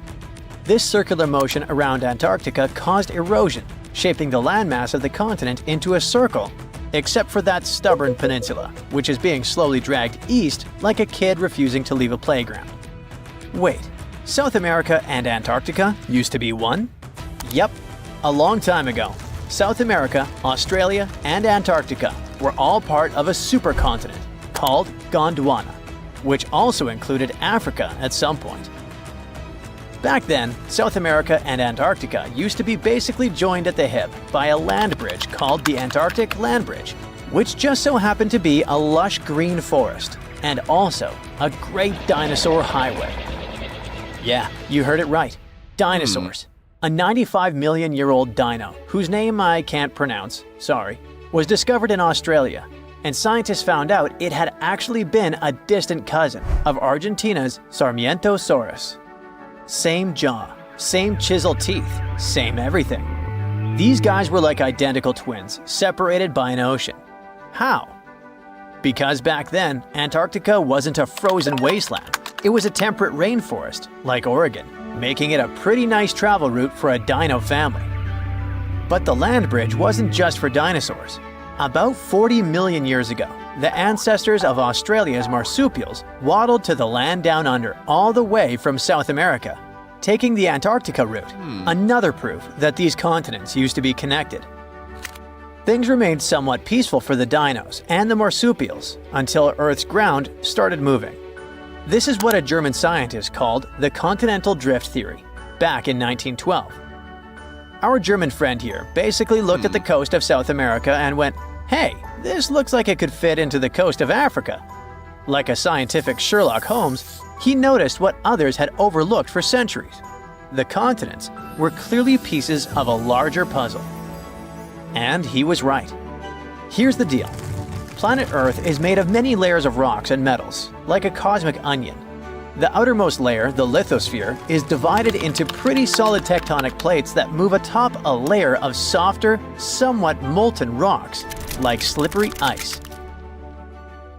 This is why the plates move. In fact, they've been rearranging Earth's face for billions of years, with supercontinents forming and breaking apart in cycles, like a slow-motion game of bumper cars. This movement might be pretty slow since most tectonic plates only move 0 to 3.9 inches every year, except for the Nazca Plate, racing ahead at 7.8 inches, about as fast as your hair grows. But don't let their snail's pace fool you. These shifting slabs are the ultimate planet shapers. Their slow dance gives us everything from earthquakes that build mountains, like the Himalayas, to rifts that birth oceans, like the Atlantic.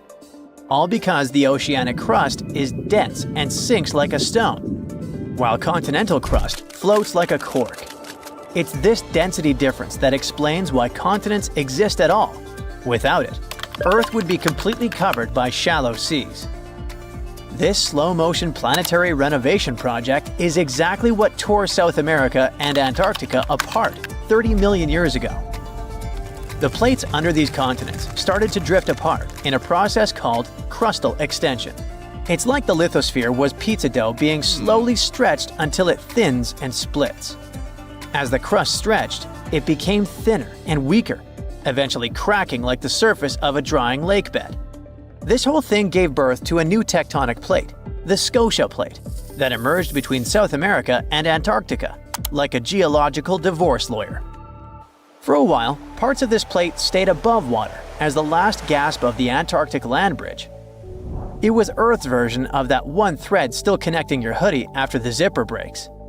These final connections might have persisted as chains of islands, but just like that fraying hoodie, the connection couldn't last forever.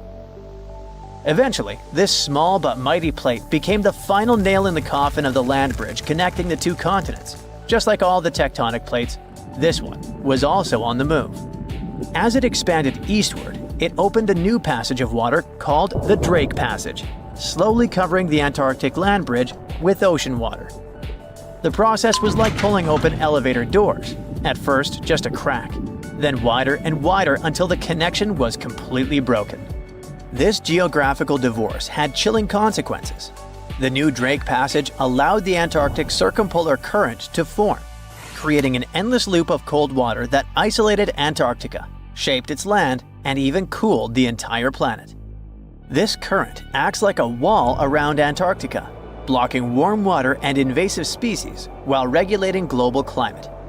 Eventually, Antarctica turned into an icebox that is 98% covered in ice sheets, and that holds about 61% of Earth's fresh water. Nowadays, this continent holds the title of the windiest, driest, and iciest place on Earth. It's a frozen desert where temperatures plunge below -128.6 degrees Fahrenheit, cold enough to freeze your breath mid-air. A layer of ice there can be more than a mile thick, and it expands even further in winter to cover an area larger than the continental United States. Today, if you want to travel to Antarctica, the quickest sea route is through the Drake Passage, a 500-mile-wide body of water that is narrow enough for the winds to scream across thousands of miles, transforming into monstrous waves that can tower up to 49 feet, though calm days create waves only 13 to 16 feet high. Still twice as tall as Atlantic waves, mind you.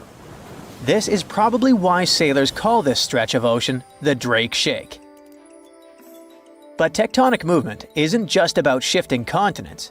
It's Earth's ultimate life support system.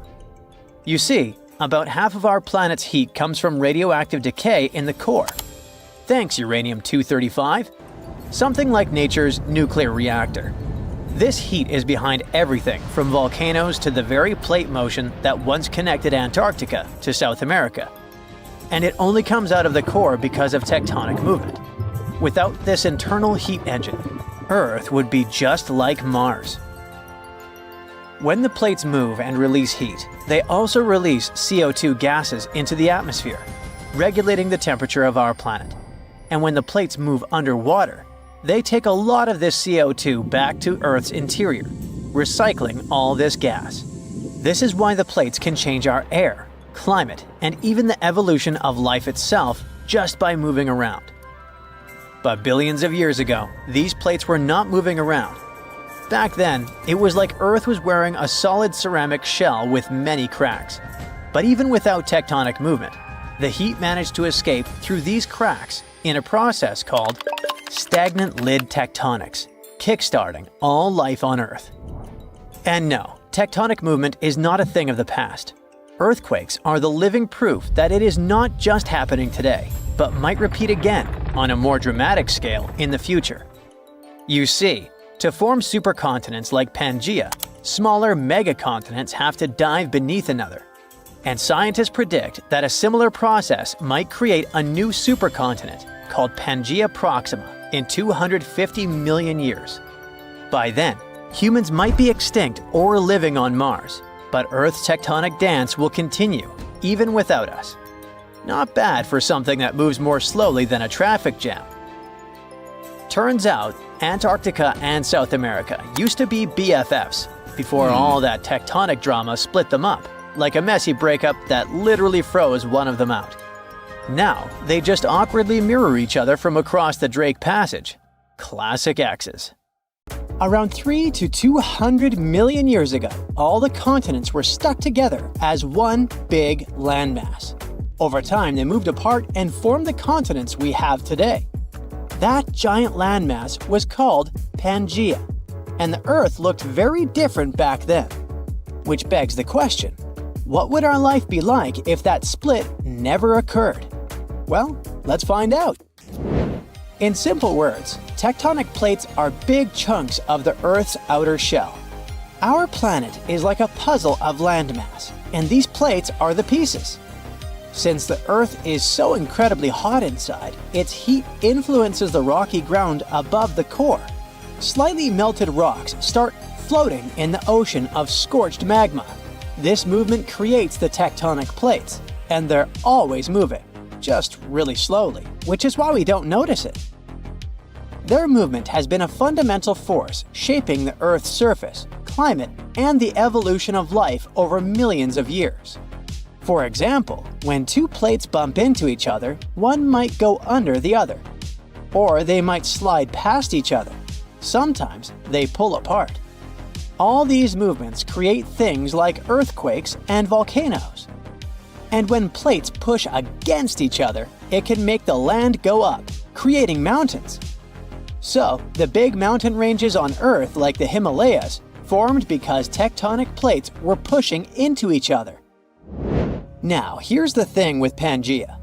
In a supercontinent, all tectonic plates are united, and they don't really move. Well, at least not a lot like they do now. So if Pangea remained intact for billions of years, everything in our world would look completely different. For example, we wouldn't have many mountain ranges anymore. No Alps, Himalayas, and Andes. What a nightmare that would be for ski lovers. But there's an upside to that too. No continental drift means much less disasters in our world. All our earthquakes, tsunamis, and volcanic eruptions would be much rarer and calmer, or might not occur at all. However, hurricanes would keep existing, and they could be crazy strong. With Pangea being one huge lump of land, the rest of the world will be water stretching from the west to east. That's just a free water slide for a hurricane. Please feel free to build up in intensity without anything to bump into.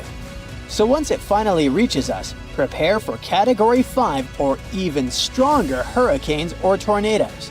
They'd be regular visitors too. And if you decided to live in eastern Pangea, yep, you're doomed. The way the continents are arranged also affects how the oceans move and the weather behaves. In Pangea, the climate would be very different across the globe. The middle of our supercontinent would be super weird. Right in the center, we'd have a huge dry desert. But there would also be dense, cool rainforests along the borders of this desert. Why? Because Pangea is so massive and rain from the ocean wouldn't reach far enough inland, so it would be stacking up around the edge. This would make some parts of the land not so great for anything. Rain and water would wear down the land, flattening hills and carrying away soil over a long time. Eventually, Pangea might even shrink and disappear underwater. Closer to the edges of Pangea, the weather might be more mild or tropical. Up north, it would be warmer than it is now. And finally, we'd have some understanding of seasons, but we'd have no idea that it becomes harder for you to breathe as you go higher. So, how would all this affect living things? Well, bad. Pangea would be awful for the variety of life on Earth. History shows that having separate pieces of land is very important for life. It was a big reason why new kinds of species appeared. For example, Madagascar, an island that broke off from Pangea, was isolated for millions of years, which is why it has many plants and animals not found anywhere else. Fewer isolated lands like Madagascar and Australia mean less cool and unique plants and animals.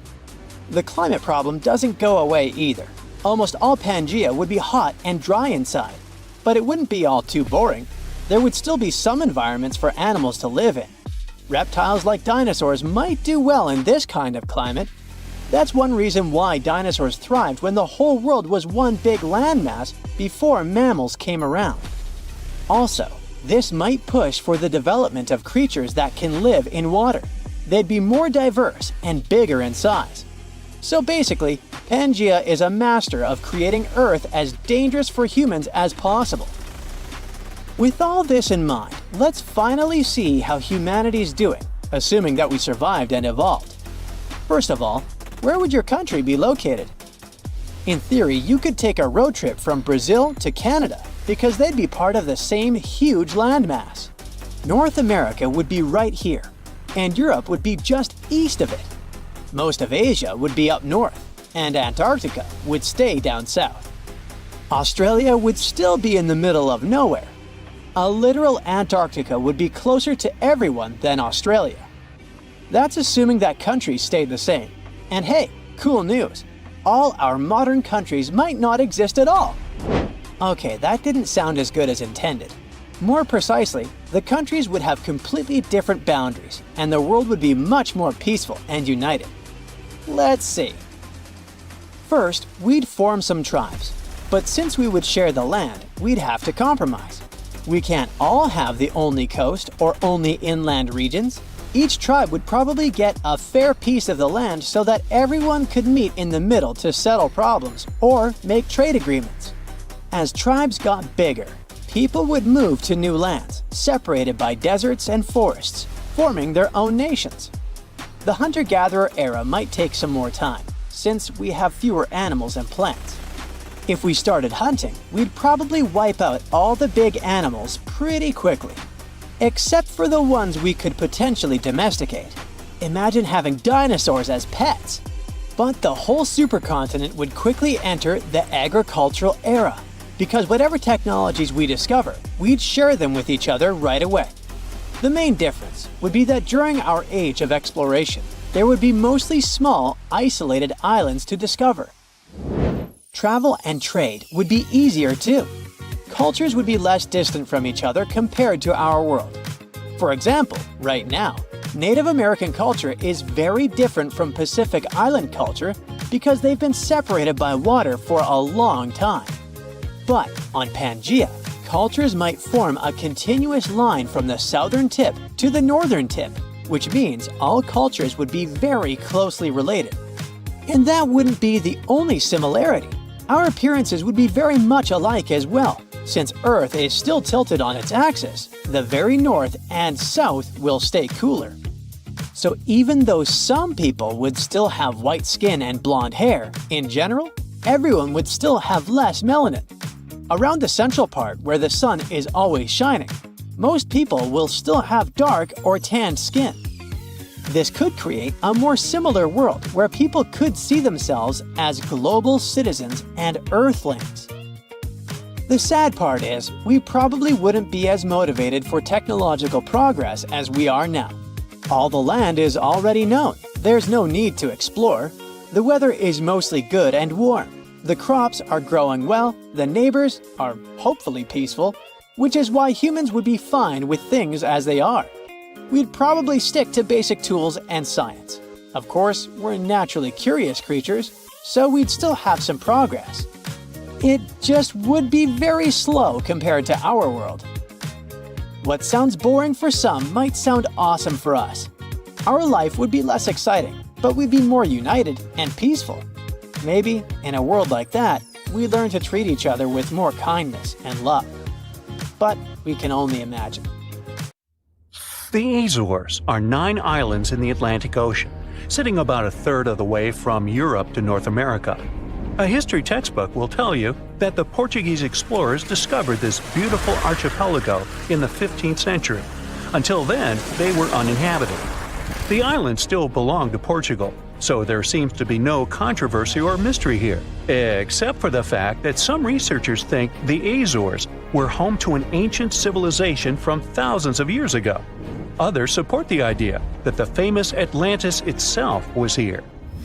In 2010, archaeologists announced that they found some structures on the islands which looked like they were from the Stone Age. If that's true, it would mean that there was a civilization back then which was advanced enough to travel this far and settle on the remote islands. A special scientific commission studied the matter and concluded that those structures were natural rock formations or had a more modern origin. So the first settlers were supposed to have been the Portuguese. It didn't stop some enthusiastic scientists from further research. They analyzed the DNA of mice from the Azores and found that it had the same genetic characteristics as house mice from Northern Europe. The little rodents couldn't have sailed this far without humans, so it looks like the first people had arrived at the Azores before the Portuguese, and the plot thickens. Dr. Felix Rodriguez, who works at the University of the Azores, is determined to find out exactly when it happened.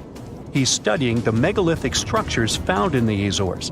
Similar structures found in Western Europe and the Mediterranean date back to the Neolithic age. According to Dr. Rodriguez, the oldest findings are from 4,200 years ago.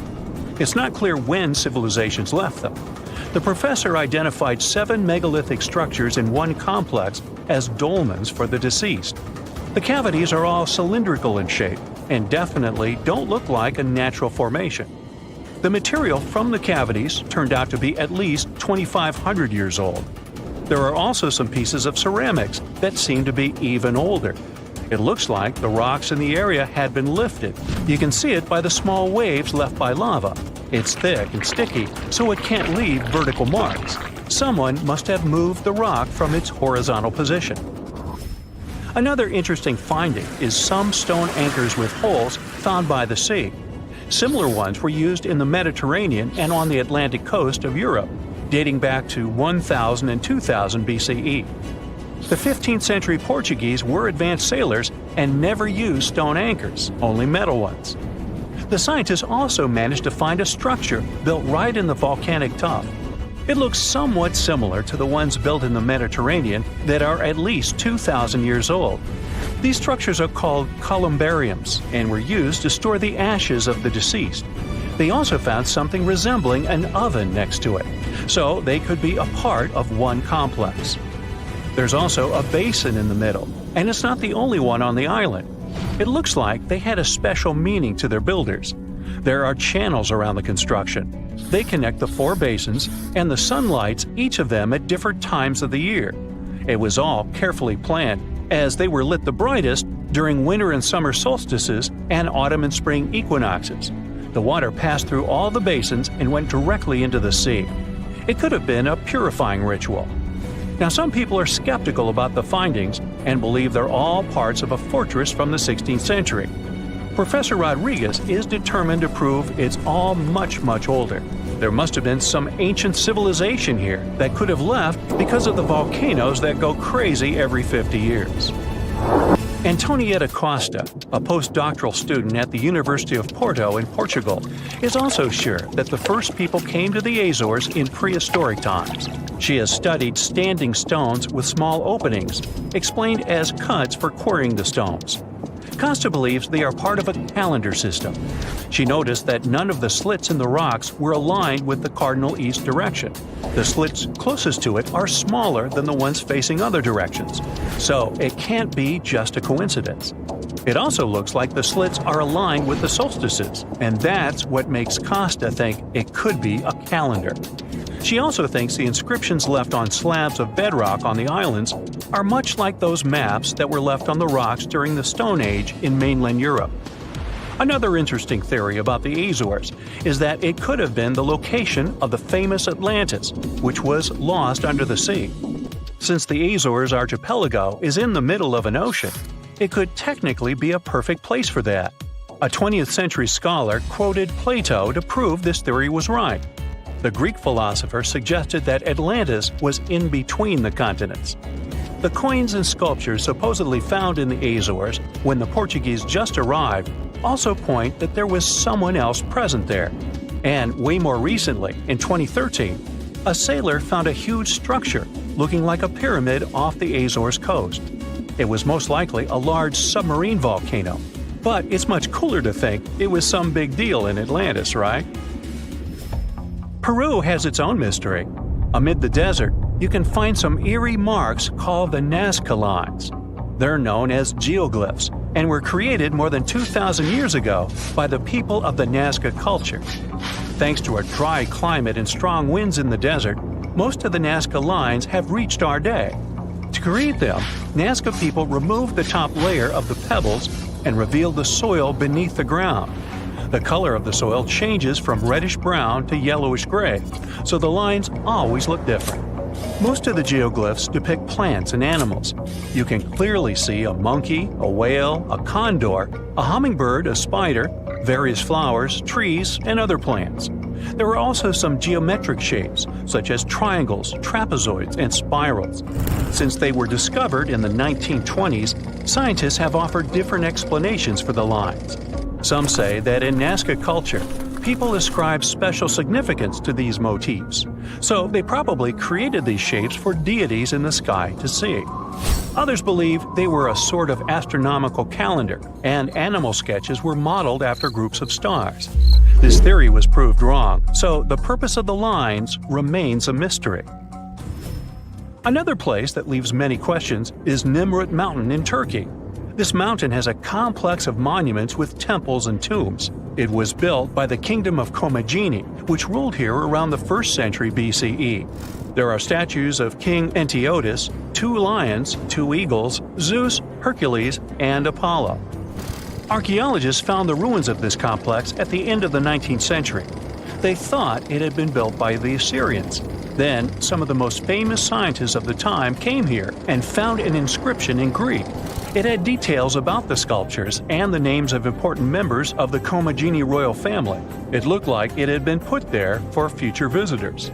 The scientists established that the statues used to be full-size figures. Changes in temperature, strong winds, snow, and the bright sun didn't leave them a chance to last in all their original glory. Plus, the complex is in an earthquake zone, so all you can see now is mostly the heads of the statues. They look incredibly complex and large for their time. The biggest question is, how did the people who lived thousands of years ago manage to create such huge sculptures on top of the mountain? It's obvious that they worked on shaping the limestone blocks up there and not on the ground. So, stay tuned. We'll keep an eye on this. You're chillin' in Hawaii, on the island of Oahu. A friend calls you up. Hey, I'm here too. Meet me in Maui. Great, but how do you get there? Your first thought is probably to take a ferry, but that's impossible. Hawaii is a pretty unique place. It's the most expensive state to live in. It has its own official language besides English. And it's the only American state made up entirely of islands. Hawaii has a total of 137 islands. 8 are the main ones, but only 6 are open to tourists. And the distance between those islands is probably bigger than you'd expect. For example, traveling from Oahu to the Big Island is around 185 miles, which is about the same distance as Chicago to Indianapolis. You might be surprised that you can't make that trip by boat. In fact, the only ferry system that actually takes passengers in Hawaii runs between Maui and Lanai. That's it. So your only option is to travel between islands is by plane. Honestly, it's a little surprising, especially considering how many people visit Hawaii every year. Tourism pretty much drives their economy, and in the first 8 months of 2024 alone, over 6 million people visited its beautiful beaches. Knowing that, we would expect Hawaii to set up a good ferry system to make it easier for visitors to get around. Just like in Greece. This would probably boost tourism even more, bringing more money to the state. But believe me, authorities and private companies also know that. In fact, they've already tried it. Ferries were a big way of getting around in Hawaii from the 19th century up until the 1950s. Since then, there have been a few attempts to bring back a ferry service, but unfortunately, they have all failed. One of the biggest attempts was the Hawaii Super Ferry, which aimed to provide a fast, affordable boat service between islands. It could carry almost 900 passengers and even allow them to bring their own cars along. The trial run started in 2007, and people were excited, but it turned into a big fiasco. A bunch of legal and environmental issues came up, like concerns about the impact on marine life, especially whales. The courts decided the ferry didn't go through the proper environmental reviews, and that caused a lot of trouble. By 2009, after tons of protests and setbacks, they had to shut it down. If a project like this comes up again, it will probably fail one more time. And there are a few reasons why it's almost impossible to set up a regular ferry system there. Let's start by talking about Hawaii's rough waters. They are deep and wild. Take the Alenoiaha Channel, for example. It's a 30-mile stretch that separates Maui from the Big Island. Its name means Great Billow Smashing Channel, and it lives up to that. It's over 6,000 feet deep, making it one of the most dangerous stretches of water on Earth. The wind there is also super strong, the fastest in Hawaii's coastal waters. But it's not any easier in the rest of the archipelago. The whole region gets hit by storms from the Pacific up north, sending big waves crashing into the islands and making the waters rough and unpredictable. Swells can come from 3, 4, or even more directions, making the sea feel really choppy. Someone who's not used to taking ferry boats would definitely find that, well, uncomfortable, to say the least. To deal with rough seas like this, the ferries have to be really big and strong. But that also makes them more expensive and harder to run than the ones in places like Alaska or Washington State. Another reason it's so tough to set up this system today has to do with marine life. A big ship moving through the shallower waters when docking could really damage the local ecosystem. And there's also the problem that the sea routes are also the migration paths of many sea animals, like humpback whales and spinner dolphins. Not to mention, ferry services can make it easier to spread harmful plants and animals, what experts call invasive species. See, Hawaii's ecosystem is super unique because it's been isolated out in the middle of the Pacific. When we talk about plants and animals that are native to Hawaii, we mean they got there on their own, no humans involved. They arrived with the help of waves, wind, or even birds flying over. But events like these are super rare, so for over 70 million years, their plants and animals didn't have to deal with outside competition. That's made them really fragile. So, when new species get brought in by us, it can be a big problem, and they could end up harming the environment. Hawaii's already been battling invasive species like fire ants, coqui frogs, and meconium, a fast-growing plant from South America that takes over native forests. People there worry that ferries, which carry cars and cargo between islands, could accidentally spread these invaders even more. Like we mentioned at the beginning of the video, the long distances between their lands don't really help either. For example, if you were to travel from Oahu to the Big Island of Hawaii by boat, it would take around 30 hours. And that's without any stops. The same trip by plane takes about 50 minutes. Ferries that cover long distances are much more expensive, so they need a much bigger demand to make them profitable. On top of that, the state doesn't really have the infrastructure, like enough ports and terminals to support the operations. So setting up new routes is pretty much out of the question. Airplanes, on the other hand, are a different story. The air travel industry in Hawaii is already well established and super competitive. That means flying is still the most practical option in Hawaii. Planes are quick, they don't make you seasick, and are pretty affordable, usually costing around $100 for a round trip. Okay, but what do the locals think about all this? Well, apparently, there isn't a huge demand for residents to commute between the islands all that often.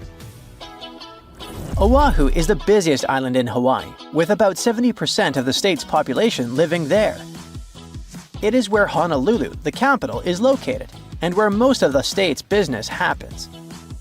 So, people from the other islands usually come over for a specific doctor's appointment or to catch a big concert. And that might happen once or twice a year, no more than that.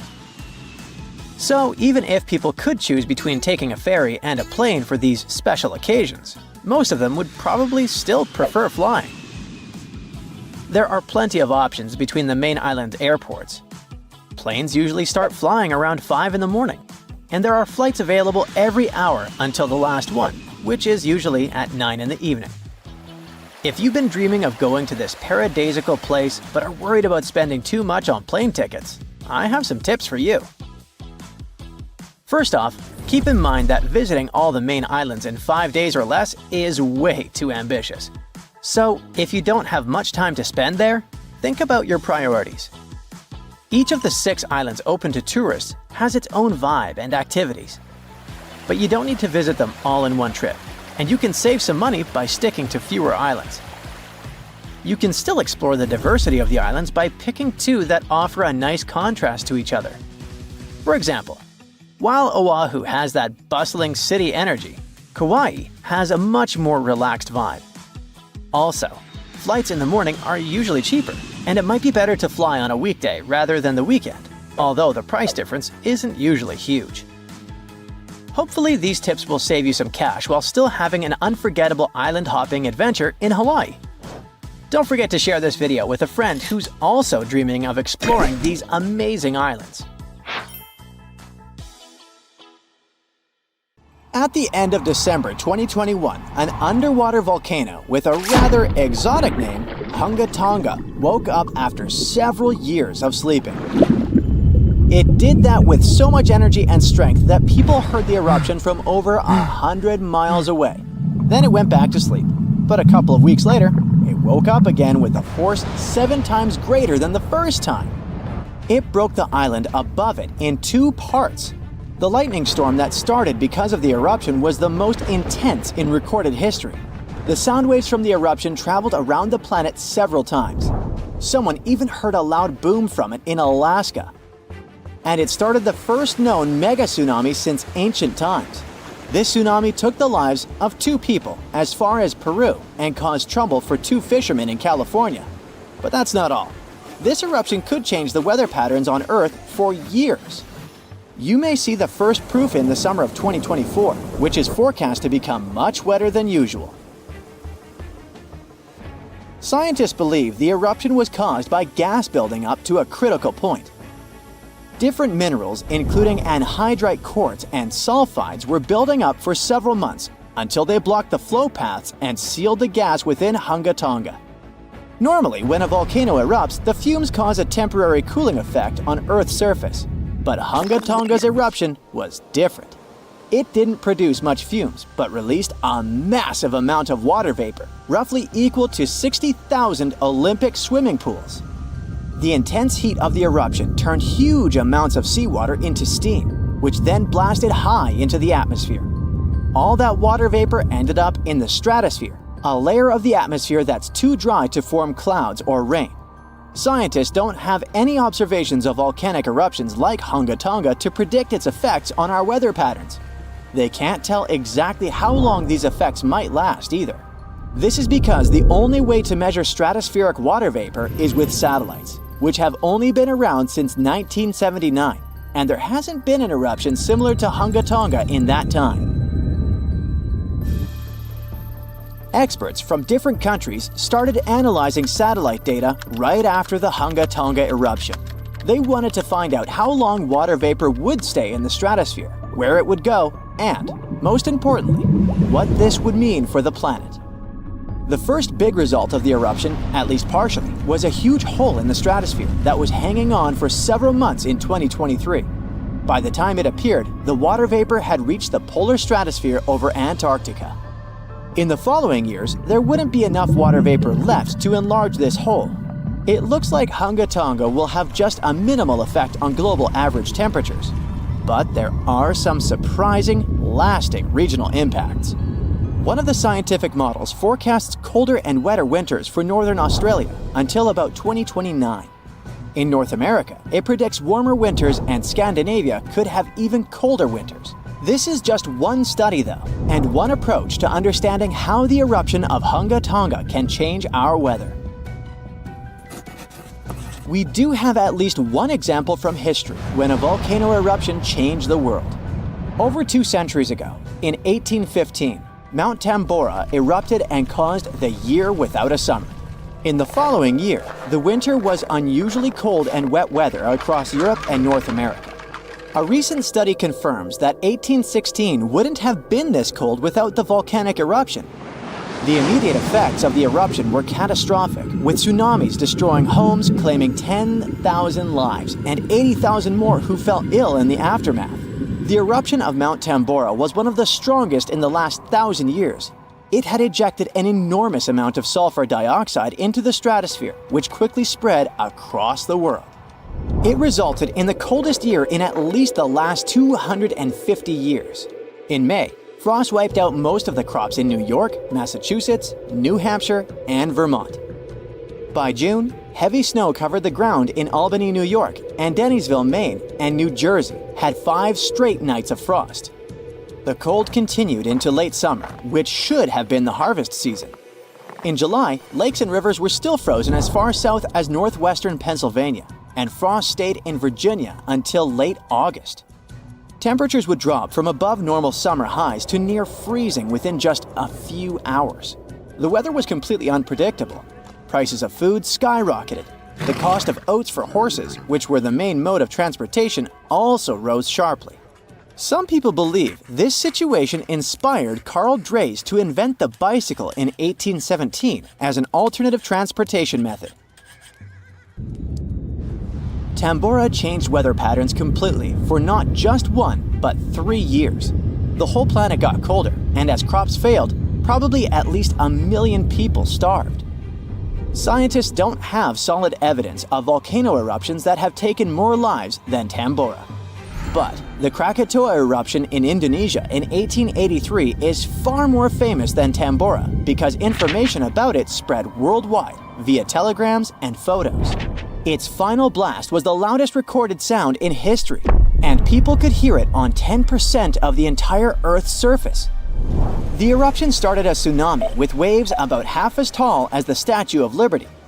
Still, it was less powerful than Tambora's eruption. The island that once hosted Krakatoa disappeared in the eruption, but new eruptions began less than 50 years later and created the Child of Krakatau cone in the center of the caldera of the old eruption. The new volcano still comes to life from time to time. Mount Vesuvius's eruption, which took down Pompeii, is one of the most well-known volcanic disasters in history. It took around 2,000 lives, much fewer than Tambora. According to a famous Roman author of that time, the eruption lasted 18 hours. Pompeii was covered by a layer of ash and pumice that was thicker than twice an average human height. The nearby coastline also changed dramatically. In today's world, the after effects of volcanic eruptions are often more dangerous than the eruption themselves. Thanks to advances in technology, we can now predict volcanic eruptions more accurately and use safety measures like evacuations and flight cancellations. But there's still a lot of risk that changes in weather patterns and drought all over the world, especially in areas like India, East Asia, and East Africa that are affected by monsoons. Volcano eruptions can also have effects you wouldn't probably expect, like the evolution of dinosaurs.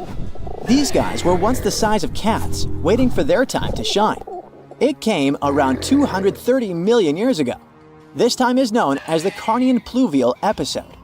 Before it, Pangea was a dry and arid supercontinent.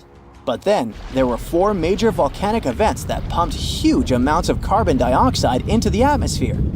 Global temperatures and humidity spiked because of it. These massive eruptions most likely happened because of the Wrangellia Large Igneous Province eruption in what is now British Columbia and Alaska. This prolonged volcanic activity created the right conditions for dinosaurs to blossom and diversify, and also for the rise of other groups, like modern conifers, ferns, crocodiles, turtles, insects, and early mammals. With higher temperatures and more rainfall, terrestrial plants have evolved, and humidity-loving ones have become dominant. Without those changes in the world, we could have a completely different natural history. There's some solid proof that volcanic activity has really changed the weather patterns back then. Scientists have found layers in the Earth's core that show different types of carbon. It means there were 4 massive releases of carbon dioxide into the atmosphere.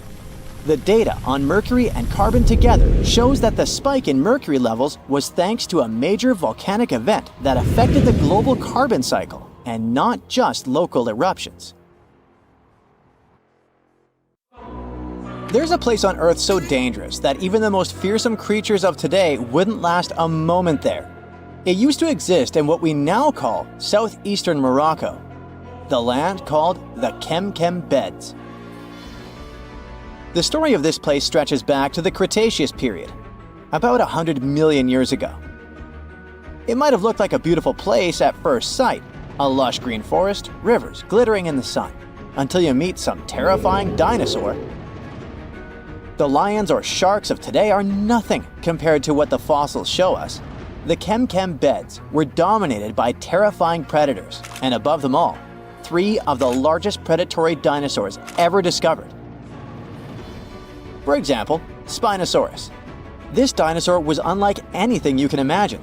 A half reptile, half monster standing over 50 feet tall, bigger than a T-Rex.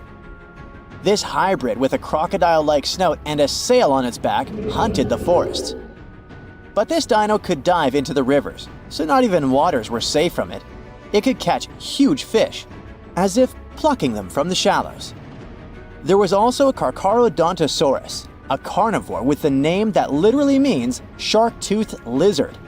Its razor-sharp teeth could slice through flesh with terrifying ease. This monster stood almost as tall as a house and was faster, stronger, and more aggressive than nearly anything that had ever walked the earth.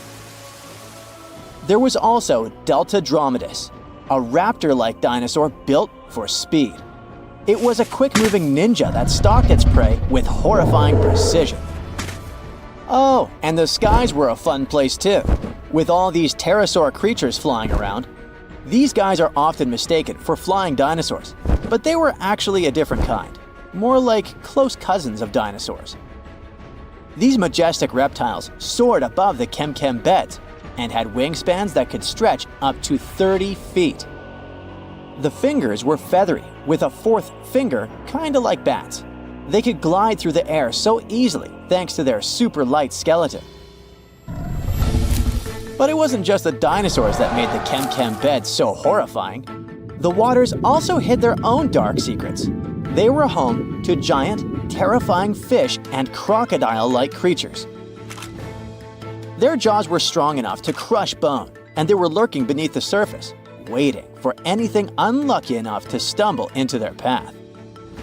One of the river creatures was Sarcosuchus, also called the Super Croc.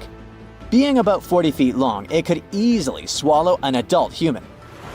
Or better yet, it could take on a full-grown dinosaur and win. Its jaws snapped with unimaginable force, and no creature, not even Spinosaurus, was safe from it. Coelacanths could also hang out in the rivers. It was a monstrous predator that could easily swallow a huge fish whole. They had these creepy, icky fins that moved in a way similar to how human arms and legs move. And they could also kind of raise their heads like humans because of a special joint in their skull. Ew. Fun fact, we thought these monsters had gone extinct 60 million years ago, together with dinosaurs. But recently, we rediscovered them living and thriving in the Indian Ocean. Turns out they were just hiding in the deep waters. They probably didn't even notice the dinosaur asteroid or humans at all. Yay? Don't worry, over millions of years, they became basically harmless. They got 4 to 5 times smaller, even though they still weigh about 200 pounds. Just imagine what they were like back in the day. Kem waters were also home to giant lungfish and other creepy aquatic creatures. So you couldn't even drink or take a swim safely without getting bitten by something. Whew, what a place. Even turtles there were the size of cars. Imagine trying to survive in a world where creatures like this are literally everywhere. And I mean everywhere. This place was unique not because huge beasts lived there, but because of the sheer number of predators. You might think, it shouldn't be that easy for all these predators to hang out in one place, right? And you're right. Seems like prey was scarce there. That's even more chilling. All the predators just wandered around, hunting whatever meager life remained. And if there's none, then fighting each other. For years, scientists have wondered why it was the case. Maybe that's just how life was back then. And all corners of Earth were crazy like that. Or is there something special about this place? Some even say that maybe it's just because we only found predators' fossils, while normal friendly animals have disappeared, and that the fossil record might be skewed. But who knows? And the environment itself was just as fascinating as the beasts who lived there, just a bit more friendly. It's hard to imagine, but back in the day, this desert was a green paradise, humid, and full of rivers. The heat of the sun scorched the land. The climate was hot, so hot that even the poles were warm. The weather there was extreme. Dry seasons followed by intense storms, which shaped the land and life. The giant rivers carved their way through this landscape. They stretched from the Sahara, emptying into the ancient Tethys Ocean to the north. If you were there, you'd see vast, interconnected basins, and beyond them, the central Atlantic Ocean. The floodplain stretched out beneath a sweltering sky. The rivers were just as wild as local animals, flowing lazily one day, but raging like furious beasts the next. At first, these rivers were powerful, carving deep channels through the land and creating wide sandbanks. But over time, they slowed down, and the landscape changed into shallow ponds and salt-covered flats. As water gradually faded away, it left behind a patchwork of wetlands and slow-moving waters. Right now, the Kem Beds is a vast, rugged desert where time has stood still for millions of years. If you visited it, you'd see a giant escarpment, its rocky face winding along the border of Morocco and Algeria, bathed in the sun's harsh light. Beneath your feet would lie layers of fossilized history. That's one of the reasons why scientists were long fascinated with this place. It must be one of the most comprehensive collections of fossils ever discovered in northern Africa. There are fossils from other parts of Africa, of course, like Egypt's Bahariya Formation. But they don't tell us much about life during this time, not like Kem. That's all because those rivers we mentioned in hotter and drier places, they've eroded or still remain buried under the sand. The first discoveries from Kem began in the late 1940s. A scientist named Schubert uncovered bony fish fossils among the escarpment near the Morocco-Algeria border. Just a few years later, a paleontologist, René Lavocat, took things to the next level. Traveling by camelback, he scoured the desert landscape and uncovered a real treasure trove of fossils. He found the partial skeleton of a massive herbivore dinosaur. Finally, at least one peaceful creature in the Kem beds. This long-necked giant roamed the ancient river valleys and ate leaves like a good boy. For the next several decades, scientists only did small-scale fossil hunting expeditions to this place. There were modest discoveries made here and there. Then, in the 1970s, German paleontologist Helmut Alberti led his team to the Kem beds, and that's when things took a wild turn. They uncovered fossils of prehistoric fish, crocodiles, dinosaurs, and pieces of the infamous Spinosaurus. Imagine being one of the scientists on that team. They were probably jumping from excitement. By the mid-1990s, the fossil game changed dramatically. Incredible new species were identified from the Kem beds. Over the years, the discovery pace has only accelerated. Paleontologists, armed with new tools and techniques, have uncovered more fossils than ever before, and there's only more to come. These days, you're better off boarding a plane if you want to travel from New York to London. But what if I told you there was a time when these two cities were actually on the same continent? Well, the explanation is a bit more complex. For starters, back then, these two cities didn't even exist at all. But the tectonic plates they sit on today were a lot closer.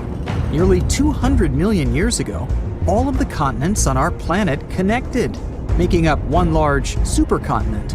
This enormous piece of land was surrounded by one single ocean. We call this huge continent Pangea these days.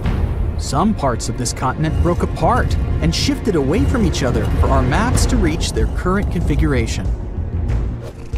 There's even a nice experiment you can conduct to test this theory. Find a map online and print it on a piece of paper. After that, simply cut out all of the continents. Once you start playing around with them, you'll soon notice they all seem to fit together, like pieces from a puzzle. Probably the most striking thing you'll see is how South America perfectly fits Africa. What's even more fascinating is that this isn't the first time in our planet's history that supercontinents have been formed and then broken apart. Scientists have figured out that this happened at least 3 times before. And if we consider our planet's age, 4.5 billion years, the last 200 million is closer to the blink of an eye. So how did scientists figure out that continents move? Apart from the aspect of today's continents, they also looked at identical rocks, which have been found on different continents. They looked like they formed from the same minerals and under the same weather conditions. Some other secret helpers? Well, dinosaurs. Fossils from the same species have been stumbled upon in both South America and Africa. This particular dinosaur, named Mesosaurus, is said to have lived on our planet way before the continents drifted apart. It's hard to imagine how life on Earth must have been with one single continent. For starters, the climate must have been very different. That's because the mid-portion of the land would have probably been bone dry, having little to no source of water. More so, it was most likely hidden away behind many mountain chains. These would have acted as a barrier against moisture and rainfall too. However, geologists have also studied coal deposits from the United States and Europe. These seem to show that at least a part of the ancient supercontinent, which was close to the equator, must have been an amazing tropical rainforest, just like those we can find in the Amazonian jungle today. Coal appears when remnants of plants and animals get stuck into swampy water. If enough pressure is applied by the water, the substance is first turned into peat, then into coal. Our planet existed in this continental configuration for over 100 million years, and during this time, there was a lot of life on Earth already thriving. Hey, it was a great time to be an insect. Critters like beetles and dragonflies flourished. During the same time period, the Earth was roamed by the predecessor of all mammals, the synapsid. Life in Pangea was severely hit during one not-so-great period. It's believed that a comet or asteroid landed on the surface of the Earth about 251 million years ago. The asteroid or comet theory seems to fit pretty well, because 90% of all marine animals and 70% of the creatures living on land disappeared all of a sudden. The comet might not have been the only reason for the mass extinction. At the same time, there was also some important volcanic activity happening in northern Asia, which might have disrupted life on Earth. We may not notice it, but continents do continue moving as we speak. This configuration we now see with the help of satellite imagery will surely not be the last. Australia, for example, is slowly moving towards Asia. But the most important proof that our continents are still shifting is the eastern portion of Africa. This area is simply breaking off from the rest of the land. To witness this, you'll have to travel to one of the hottest places on our planet. But if you get to this piece of land on the eastern part of the African continent, you might sit on top of the exact spot that, soon enough, will be split in two by water. Underneath this region, 3 tectonic plates are slowly drifting apart. If the data is correct, in the far future, Africa will be split in 2, and between its 2 regions, a new ocean will arise. To support this theory, scientists have been closely studying a 35-mile-long crack in the Ethiopian desert for years.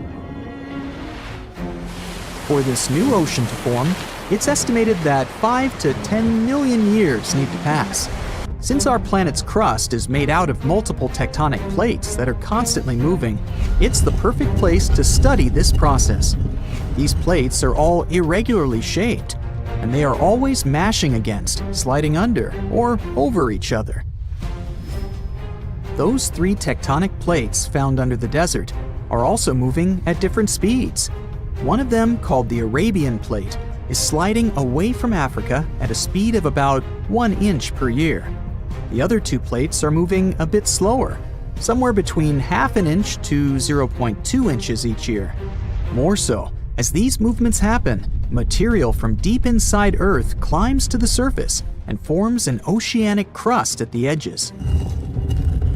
All this movement does make you wonder, how will the next supercontinent form, and when?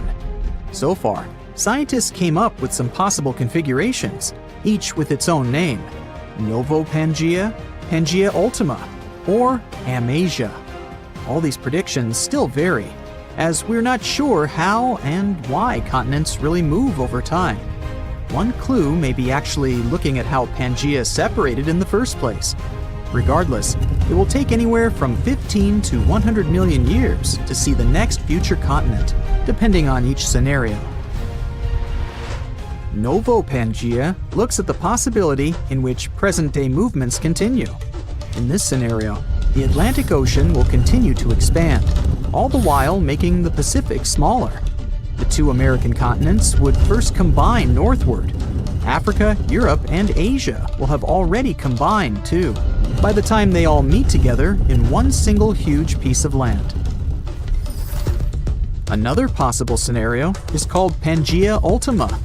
In this case, the Atlantic will slow down in its expansion and actually become a landlocked body of water. North America, Africa, Asia, and Europe would become somewhat parallel pieces of land, completely sewn together. Underneath them, South America, Antarctica, and Australia would complete the circle surrounding the North Atlantic. All the while, this piece of land would be surrounded by a large Pacific Ocean. Amasia looks at a scenario that's a bit difficult to understand and study at this point. Since several tectonic plates look like they are moving north, it might be possible that all continents, apart from Antarctica, will slide completely toward the North Pole. The climate would be a lot different and way colder. Both the Pacific and the Atlantic, in this scenario, would remain open bodies of water. Scientists believe this to be a real possibility because of some anomalies left by Pangea deep in the Earth's interior in the part called the mantle. Looking even further into our planet's future, it's estimated that in about 1 billion years, the luminosity of the sun will be somewhere around 10% higher. As such, the atmosphere on Earth will closely resemble that of a moist greenhouse. Because of the added heat, all the bodies of water on our planet will start to rapidly evaporate. Moving further to 4 billion years from now, the temperature on our planet will soon transform it into a Venus look-alike. It might get so hot that the Earth's surface will begin to melt away. A giant crack, more than 2,000 miles long, is splitting open across Africa. Roads, houses, even schools are getting torn apart. Now, scientists think they've finally figured out what's causing it. An enormous column of scorching hot rock called superplume, rising from deep inside the Earth. And it's slowly pushing the land apart inch by inch. This isn't a small shift though. The continent is breaking in two, and the clue to what's going on could be hidden thousands of miles away in Hawaii. And why does the United States suddenly have a role in all of this? Hang on, we'll get there. First, it's important to know this isn't new information. Africa has been slowly splitting for about 25 million years. This is happening in a region called the East African Rift System. It stretches thousands of miles from Ethiopia down to Mozambique and is the largest active continental rift system on the planet.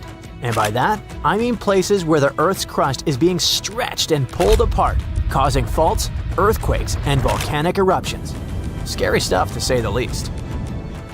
Back in 2018, for example, a massive crack appeared near a small town just west of Kenya's capital, Nairobi. In some spots, it was about 65 feet wide. That's almost the length of two school buses parked one after the other. The whole thing was terrifying. It happened fast and left a trail of destruction. Roads were cut off, farms torn apart. People were on edge as the ground opened up beneath their feet. And I mean that quite literally. One man watched the crack rip straight through his home. He barely had time to grab a few of his belongings before his entire house collapsed. Sounds terrifying, right? Since it happened in the East African Rift region, panic spread fast. The media was all over it, claiming it was proof that Africa is splitting apart. People standing near the crack thought, oh boy, it's already happening. And many still believe that today. But that's not actually the case. At least not with that particular crack. Because after the initial panic, videos and photos of it revealed clues that it wasn't related to tectonic plate movement. First clue, the two sides of the crack didn't match. Like trying to fit the wrong puzzle pieces together. They simply didn't line up. Second clue, the gap wasn't one continuous line. There was some kind of soiled bridges in between. All this showed it was sudden erosion. I mean, some specialists believe the crack had once been filled with volcanic ash from nearby Mount Longonot. But then the region was hit with heavy rains. When water soaked through the soil, it washed the ash away, leaving the gap exposed. Problem solved. Even after the truth came out, it was too late. This event brought the whole Africa is splitting talk back. And here's the thing. Even though that crack had nothing to do with it, make no mistake, Africa is breaking apart. That's because the continent sits between two tectonic plates, the Somali plate in the east and the Nubian plate in the west. The problem is they're moving away from each other, and as they drift apart, the gap in the East African rift keeps getting wider. Eventually, the Somali plate could split completely from the Nubian plate, creating an entirely new landmass, something on the scale of Madagascar or even New Zealand. You don't have to worry though. This process is super slow. So slow that none of us will see it finished. Experts say the continent is moving apart by about 0.3 inches a year in some places. To give you an idea, that's less than the length of your fingernail. So we can say this split will take millions of years, which is good news for the people living there. But that doesn't mean they won't feel the effects of this slow break. In fact, they're already happening. Take Ethiopia's Afar region, for example. Back in 2005, this area showed just how unpredictable the rift can be. In a short period, 420 earthquakes hit the area, opening up a massive fissure. What usually takes centuries happened in just a few days, completely challenging what scientists thought they knew about the speed of geological changes. Back then, the crack stretched for more than 35 miles, and life around it is still far from easy. Recent earthquakes destroyed much of the local infrastructure. 37 schools were damaged, leaving 5,000 students without classrooms. And that was just one part of the damage. As the tectonic plates keep moving apart, water will eventually flood into this region, creating a brand new ocean, according to some predictions. Countries like Zambia and Uganda, which are landlocked today, could one day have a coastline. That could be great news for them, as it might open up new trade routes and completely reshape their economies. Don't get too excited though. We won't be diving into the waters of this sixth ocean anytime soon. The splitting process will take another 5 to 10 million years. But it's tough to say exactly when, since big seismic events, like earthquakes, could make it all happen faster. So here's what we know. The Somali Plate and the Nubian Plate are in the middle of a dramatic tectonic breakup, slowly moving apart. Africa is breaking in two. Earth will probably gain a new ocean because of it. But until recently, we didn't know exactly what was triggering all of this. Like, yeah, those tectonic plates are moving, but why? I mean, is this massive geological process being driven by something happening in Earth's mantle? Or could it have a much larger, deeper source? Well, scientists think they may have finally cracked the mystery. They believe the continent is breaking apart because there's a deep mantle superplume, a huge column of hot rock beneath the East African Rift System. Think of it as a massive subterranean hammer pushing upward, pressing against the crust, and slowly cracking it apart. But here's the interesting thing. Scientists reached that conclusion thanks to something that happened in a completely different part of the world, Hawaii. Under this US state, there's also a plume of super hot rock rising from deep inside the planet. It melts the crust above it, and that's what fuels Hawaii's volcanoes. As the Pacific Plate drifts over this plume, molten rock breaks through in new spots, creating volcano after volcano. Over millions of years, that's how the Hawaiian Islands were formed. This Hawaiian plume contains noble gases like helium and neon. And you know where else scientists found those same gases?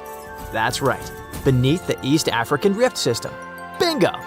That discovery backed up the theory that a superplume is driving what's happening in Africa. And we call it super because it might be massive.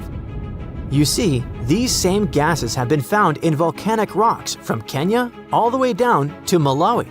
So everything points to the existence of a single superplume that stretches from the Indian Ocean to the Red Sea, not a bunch of several isolated sources. If their data and research are correct, scientists estimate that this superplume beneath Africa likely starts at the core mantle boundary, which is located about 1,800 miles deep inside the Earth. While the East African Rift System's chemical signatures are similar to those found in volcanic rocks in Hawaii, they're not identical. The Hawaiian plume is thought to be a narrow, rising stream of hot mantle, a bit like the movement inside a lava lamp. Africa's plume might be shaped differently, more like a large mass of hot, buoyant material rising from deep within the Earth. As it reaches the surface, this hot material hits the colder, solid outer layer and spreads out, pushing hard enough to crack it open and trigger intense volcanic activity across the region. And if this theory is right, we're watching a slow but unstoppable force that will redraw Africa's map and change the continent forever. Well, you're on a ship when you notice some water foaming nearby.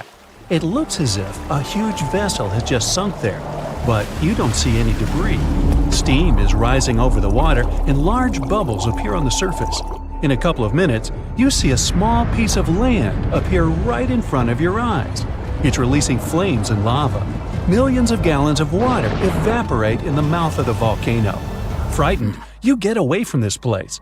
For the next 3 years, the small island covered with volcanoes will be slowly emerging from the water.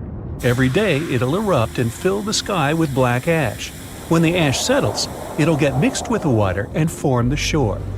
This eruption lasted 3 years, and finally, by 1967, the island of Surtsey on the southern coast of Iceland was fully formed. Surtsey is one of the few islands that have emerged from the depth to the surface of the sea. But it's almost impossible to get here. The island has a unique ecological system, and scientists want to find out how it's going to develop without human influence. Only a few people from all over the world have permission to walk around the island. This next place looks unwelcome from afar. We're now in Australia, in the Tasman Sea. Here, a huge ridge resembling a sharp fin of a giant shark sticks out of the water. The height of this mountain is 1,800 feet, which is almost twice the height of the Eiffel Tower. This place is called Ball's Pyramid. It's located in the center of an uninhabited volcanic island.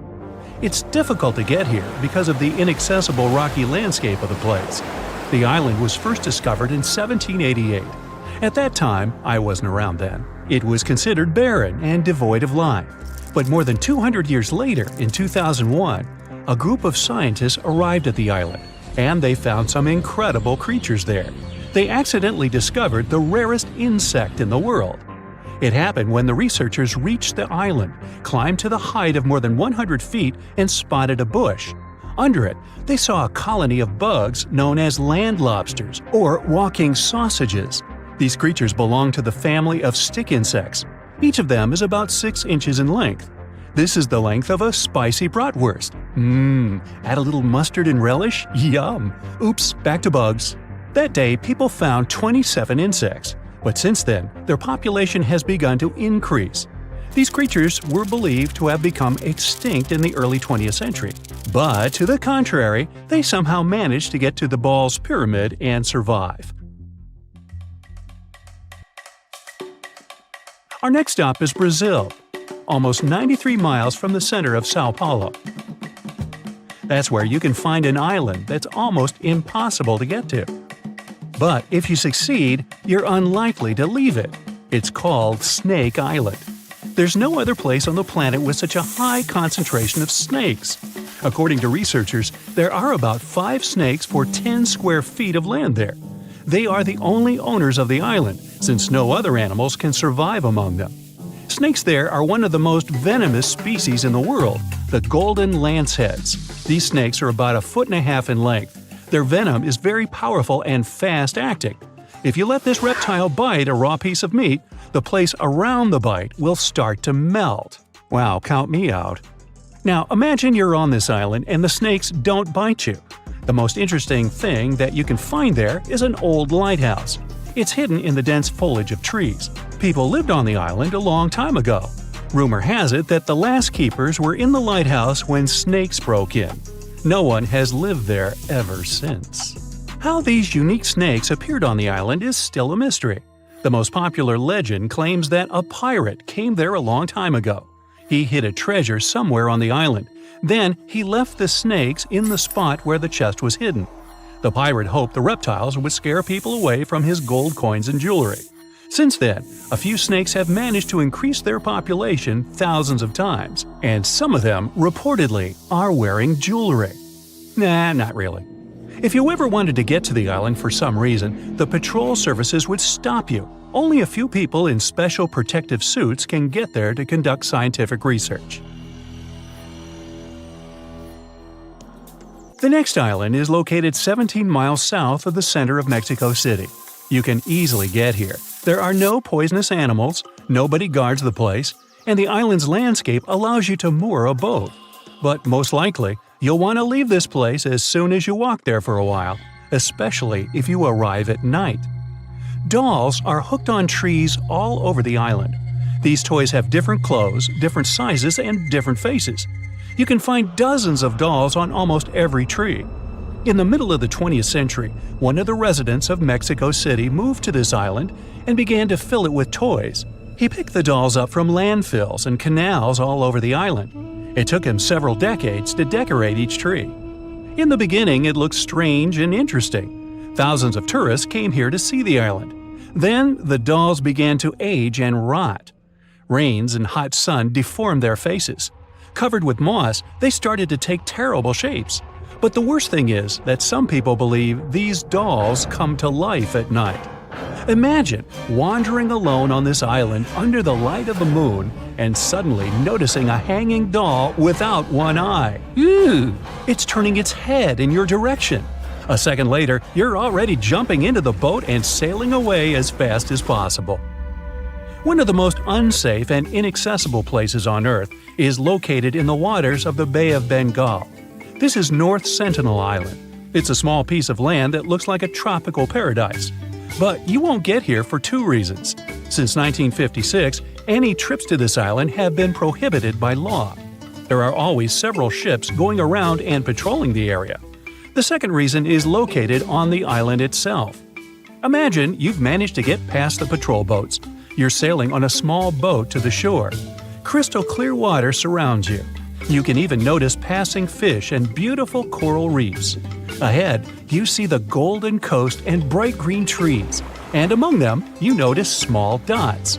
You get closer, and an arrow whizzes by a few inches away from your face. The next arrow is stuck in the wooden hull of the boat. The dots you noticed before are people, the local Sentinelese tribe. They're standing with bows, releasing arrows, and throwing spears at you. They are screaming something and waving their hands. You understand they are not happy to see you and will do everything to prevent you from reaching the shore. The Sentinelese have long been isolated from the whole world and are now defending their island in such an assertive way. They don't seem to be afraid of anything. Once, a helicopter flew to the island, and the locals still threw their spears and shot arrows at it.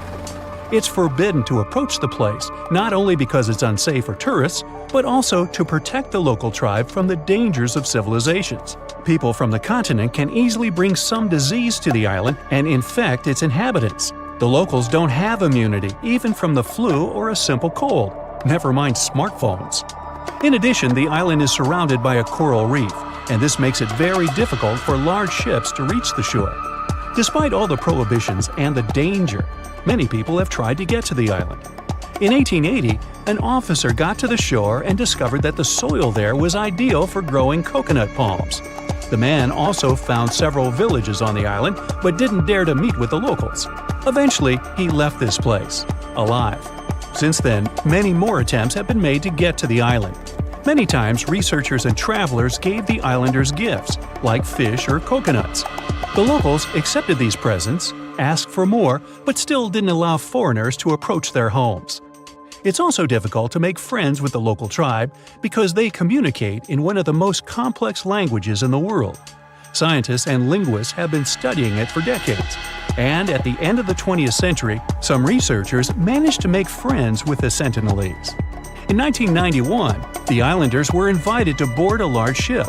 A team of anthropologists gave them bags with coconuts. Only several members of the tribe accepted the gifts. For centuries, the Sentinelese have been living on their own, far from civilization. And almost nobody wants to change this situation. What, and pass up the internet, fried food, and Facebook? You're kidding. Giant waves come crashing down on the soft, sandy beaches of Hawaii. You've washed ashore, covered in seaweed, and a starfish sucking on your back. You get up and lean sideways to get all that water out of your ears, squinting your eyes in the bright sunshine. Wow, that was a swim! Ah, Hawaii, you finally made it to the Aloha State. You're expecting to see a flock of people gathered around with cameras, snapping photos of you washed up ashore.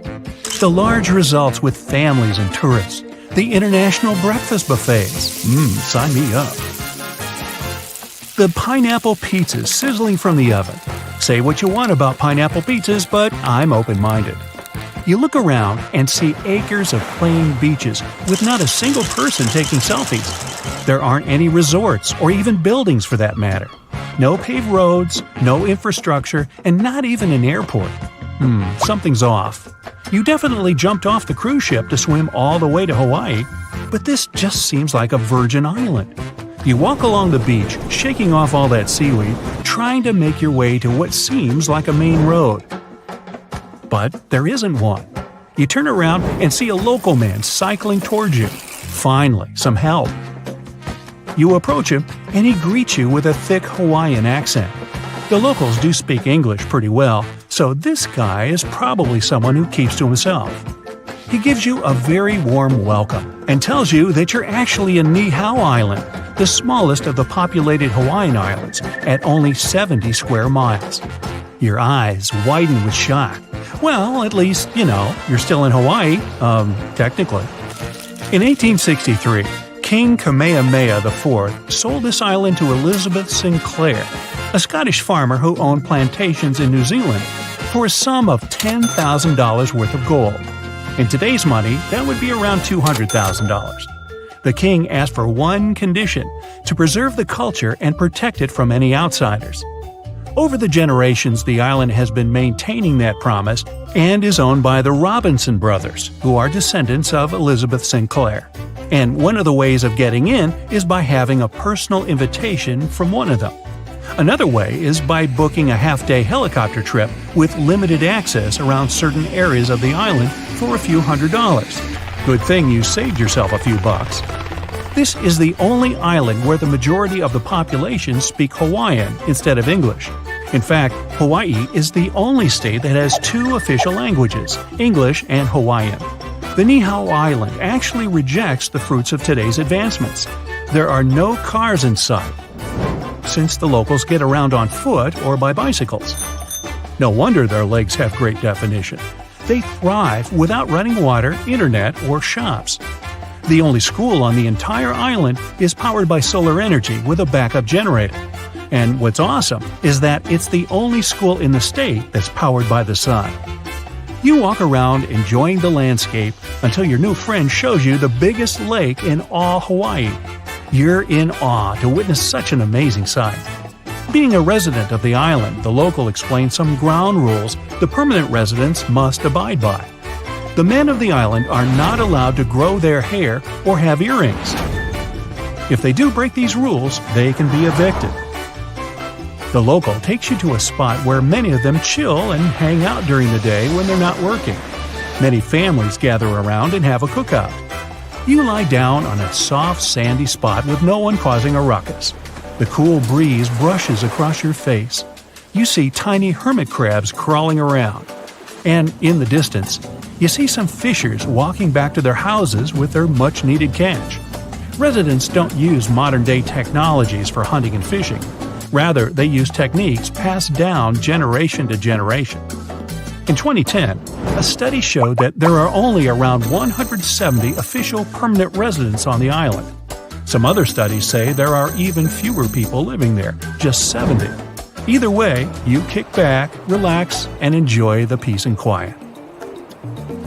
There are some other interesting and off-limits islands in the world too. Way over in Brazil is an island that's uninhabited on purpose. Every 10 square feet of it have at least 5 venomous snakes slithering around. Even though some scientists say it's an exaggeration, I wouldn't want to be in an island overtaken by snakes. And that's why Ilha Queimada Grande is known as Snake Island. Scientists claim there are around 2,000 to 4,000 snakes roaming around. If you have a phobia of these reptiles, then maybe consider scratching it off your bucket list. But don't worry, no one's even allowed here without a special permit. And if you live nearby, no need to fear. The island is around 90 miles off the coast of Sao Paulo, where it rightfully belongs. It's crazy to think that 90% of all snake bites in Brazil are from this island alone. And it's home to a unique species of pit vipers, the golden lancehead. Ooh. The ecosystem on that island is so unique because the snakes dominate the entire land with no threat. Over the years, they've been preying on birds settling or paying a visit. And without human intervention, they were able to thrive and host snake parties all year round. Nestled between the Bay of Bengal and the Andaman Sea is a hostile island that doesn't have any venomous snakes, or at least none that we know of. In fact, we know pretty much nothing about this island, except that the people who occupy it don't welcome visitors, and history shows that anyone who enters doesn't come back. Dating all the way back to the 1800s, an Indian merchant ship landed on Sentinel Island to freshen up and find its bearings. Around 100 people were able to swim ashore, since the island had no dock for ships and boats. They stayed for 3 days before the Sentinelese decided it was time for them to leave. They weren't shy about it either and forced them to check out early, leaving a sour taste on both sides. And it's been like that ever since. People come near, the Sentinelese pull out the "not welcome" sign, and everyone gets hurt in the end. But some anthropologists were kind of successful studying their ways of life. One of the closest documented visits to a Sentinelese village in 1967 proved successful. They learned that the locals lived in huts with slanted roofs facing each other with a fire pit around them. They had small, narrow canoes to do some fishing near the shores. Their main dishes consisted of fish and crabs. And based on the Andamanese people in the neighboring Friendly Islands, we can determine they live off specific fruits and eggs from seagulls and turtles. They use primitive tools for fishing and hunting, and don't know pretty much anything else about the outside world and its advancements. So, it's probably best for everyone if we just left them alone. On the complete opposite of tropical islands and white sandy beaches is a scientist's dream. Imagine bearing witness to the birth of a new island. Now, I'm not talking about discovering one, or even water levels reducing where a new land emerges. No, no, no. Surtsey is an island just 20 miles off the coast of Iceland and is one of the most unique ones. In 1963, a volcanic eruption kept spewing out lava until an entire new island was formed. And it only took 3 years for it to form a whole square mile of land. Not enough to host a full-blown party, but enough to be considered an island. And after the lava cooled down, many scientists went to pay it a visit to conduct some studies. They were shocked to see actual life thriving there. It started with molds, bacteria, and specific fungi. Throughout the years, the ocean currents washed in seeds for plants to grow. And in the following decades, scientists observed more than 50 different species of birds flying around and populating the island. Surtsey is completely off-limits to anyone wanting to visit. Whether you're sailing by or going for a quick visit nearby, no one is allowed in to ensure the confinement of the species living there. It's even forbidden to construct anything nearby. So, why not visit Reykjavik? Way better restaurants. Friendlier, too. In 2020, there are islands on our planet that have not been touched by the hand of modern man, not even his fingers. Nature in these places has remained unchanged for thousands of years. What if people lived on one of these islands? They wouldn't know about civilization's progressive benefits or have seen a modern person. This island actually exists, and traveling to it is unlawful and involves many dangers. North Sentinel Island is located in India in the Bay of Bengal. If you want to get there, you won't succeed, because any travel to this place is prohibited by law since the middle of the 20th century. The Indian Coast Guard prevents any attempts to get there, but the law is not the only thing that will stop you on the way. Imagine sailing a small boat towards this island. The waters are crystal clear. You spot passing fish and beautiful coral reefs. Ahead, you can see the island's shape. It looks like paradise. You're so impressed by the beautiful view of this place that you don't notice a few dots appearing on the shore. As you sail closer, something whizzes past you and falls into the water. It's an arrow. The next arrow hits the hull of the boat. The dots on the shore are people, the local tribe Sentinelese. They stand with spears and bows and shout something at you in a strange language. They make it clear with gestures that you should get out of this place. They throw spears at you and fire arrows. Well, that's another clue, huh? Fortunately, you manage to get away. Sentinelese guards their island in such an aggressive way. They don't invite anyone to the island and voluntarily isolate themselves from the rest of the world. Even when a helicopter flew to North Sentinel, the tribe threw spears and arrows at it. The authorities forbid approaching this island because it's unsafe for tourists, you think, and to protect the islanders from the dangers of modern man. People can easily bring disease to the island and infect the inhabitants. The locals may not have immunity to even the flu or a simple cold. Despite all the prohibitions and threats to life, many people have tried to get there. They wanted to make friends with the tribe, and sometimes they did.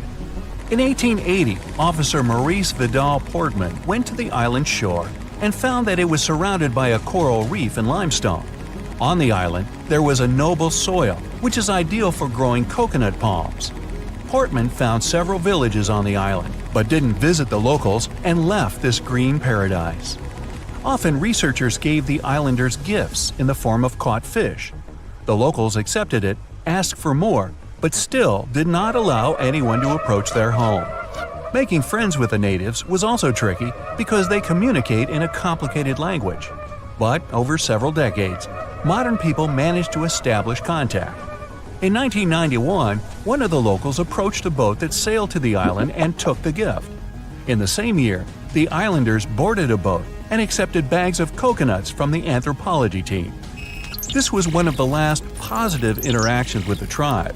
For centuries, sentinels have lived on their own, far from civilization, and India's government wants this to continue. So there. Another island is also beautiful but much more unsafe. One mysterious small green island is found 25 miles off the coast of Brazil. It also represents paradise. Traces of modern man are present here in the form of a lighthouse, but there are no people inside. Sometimes the Coast Guard comes to the lighthouse to check whether everything is okay and whether there are no strangers on the island. People are not allowed on this island for their own good. The only inhabitants of this place are snakes. The island is home to about 4,000 species of these reptiles. They hang on trees and slither on the ground. Oh boy. They have no enemies and feed on birds that visit the island for recreation during a long flight. Oops. But the worst thing is that these snakes are among the most venomous in the world. The golden lancehead snake is a unique species that lives only in this place. Snake Island was once part of Brazil's mainland, but 10,000 years ago, the sea level rose and separated this place, turning it into an island. Animals were completely isolated here, and for thousands of years, snakes became the top of the food chain.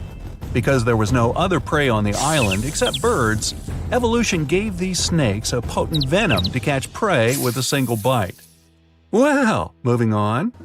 Next is a terrifying island located in the Xochimilco Canal, 11 miles from Mexico City.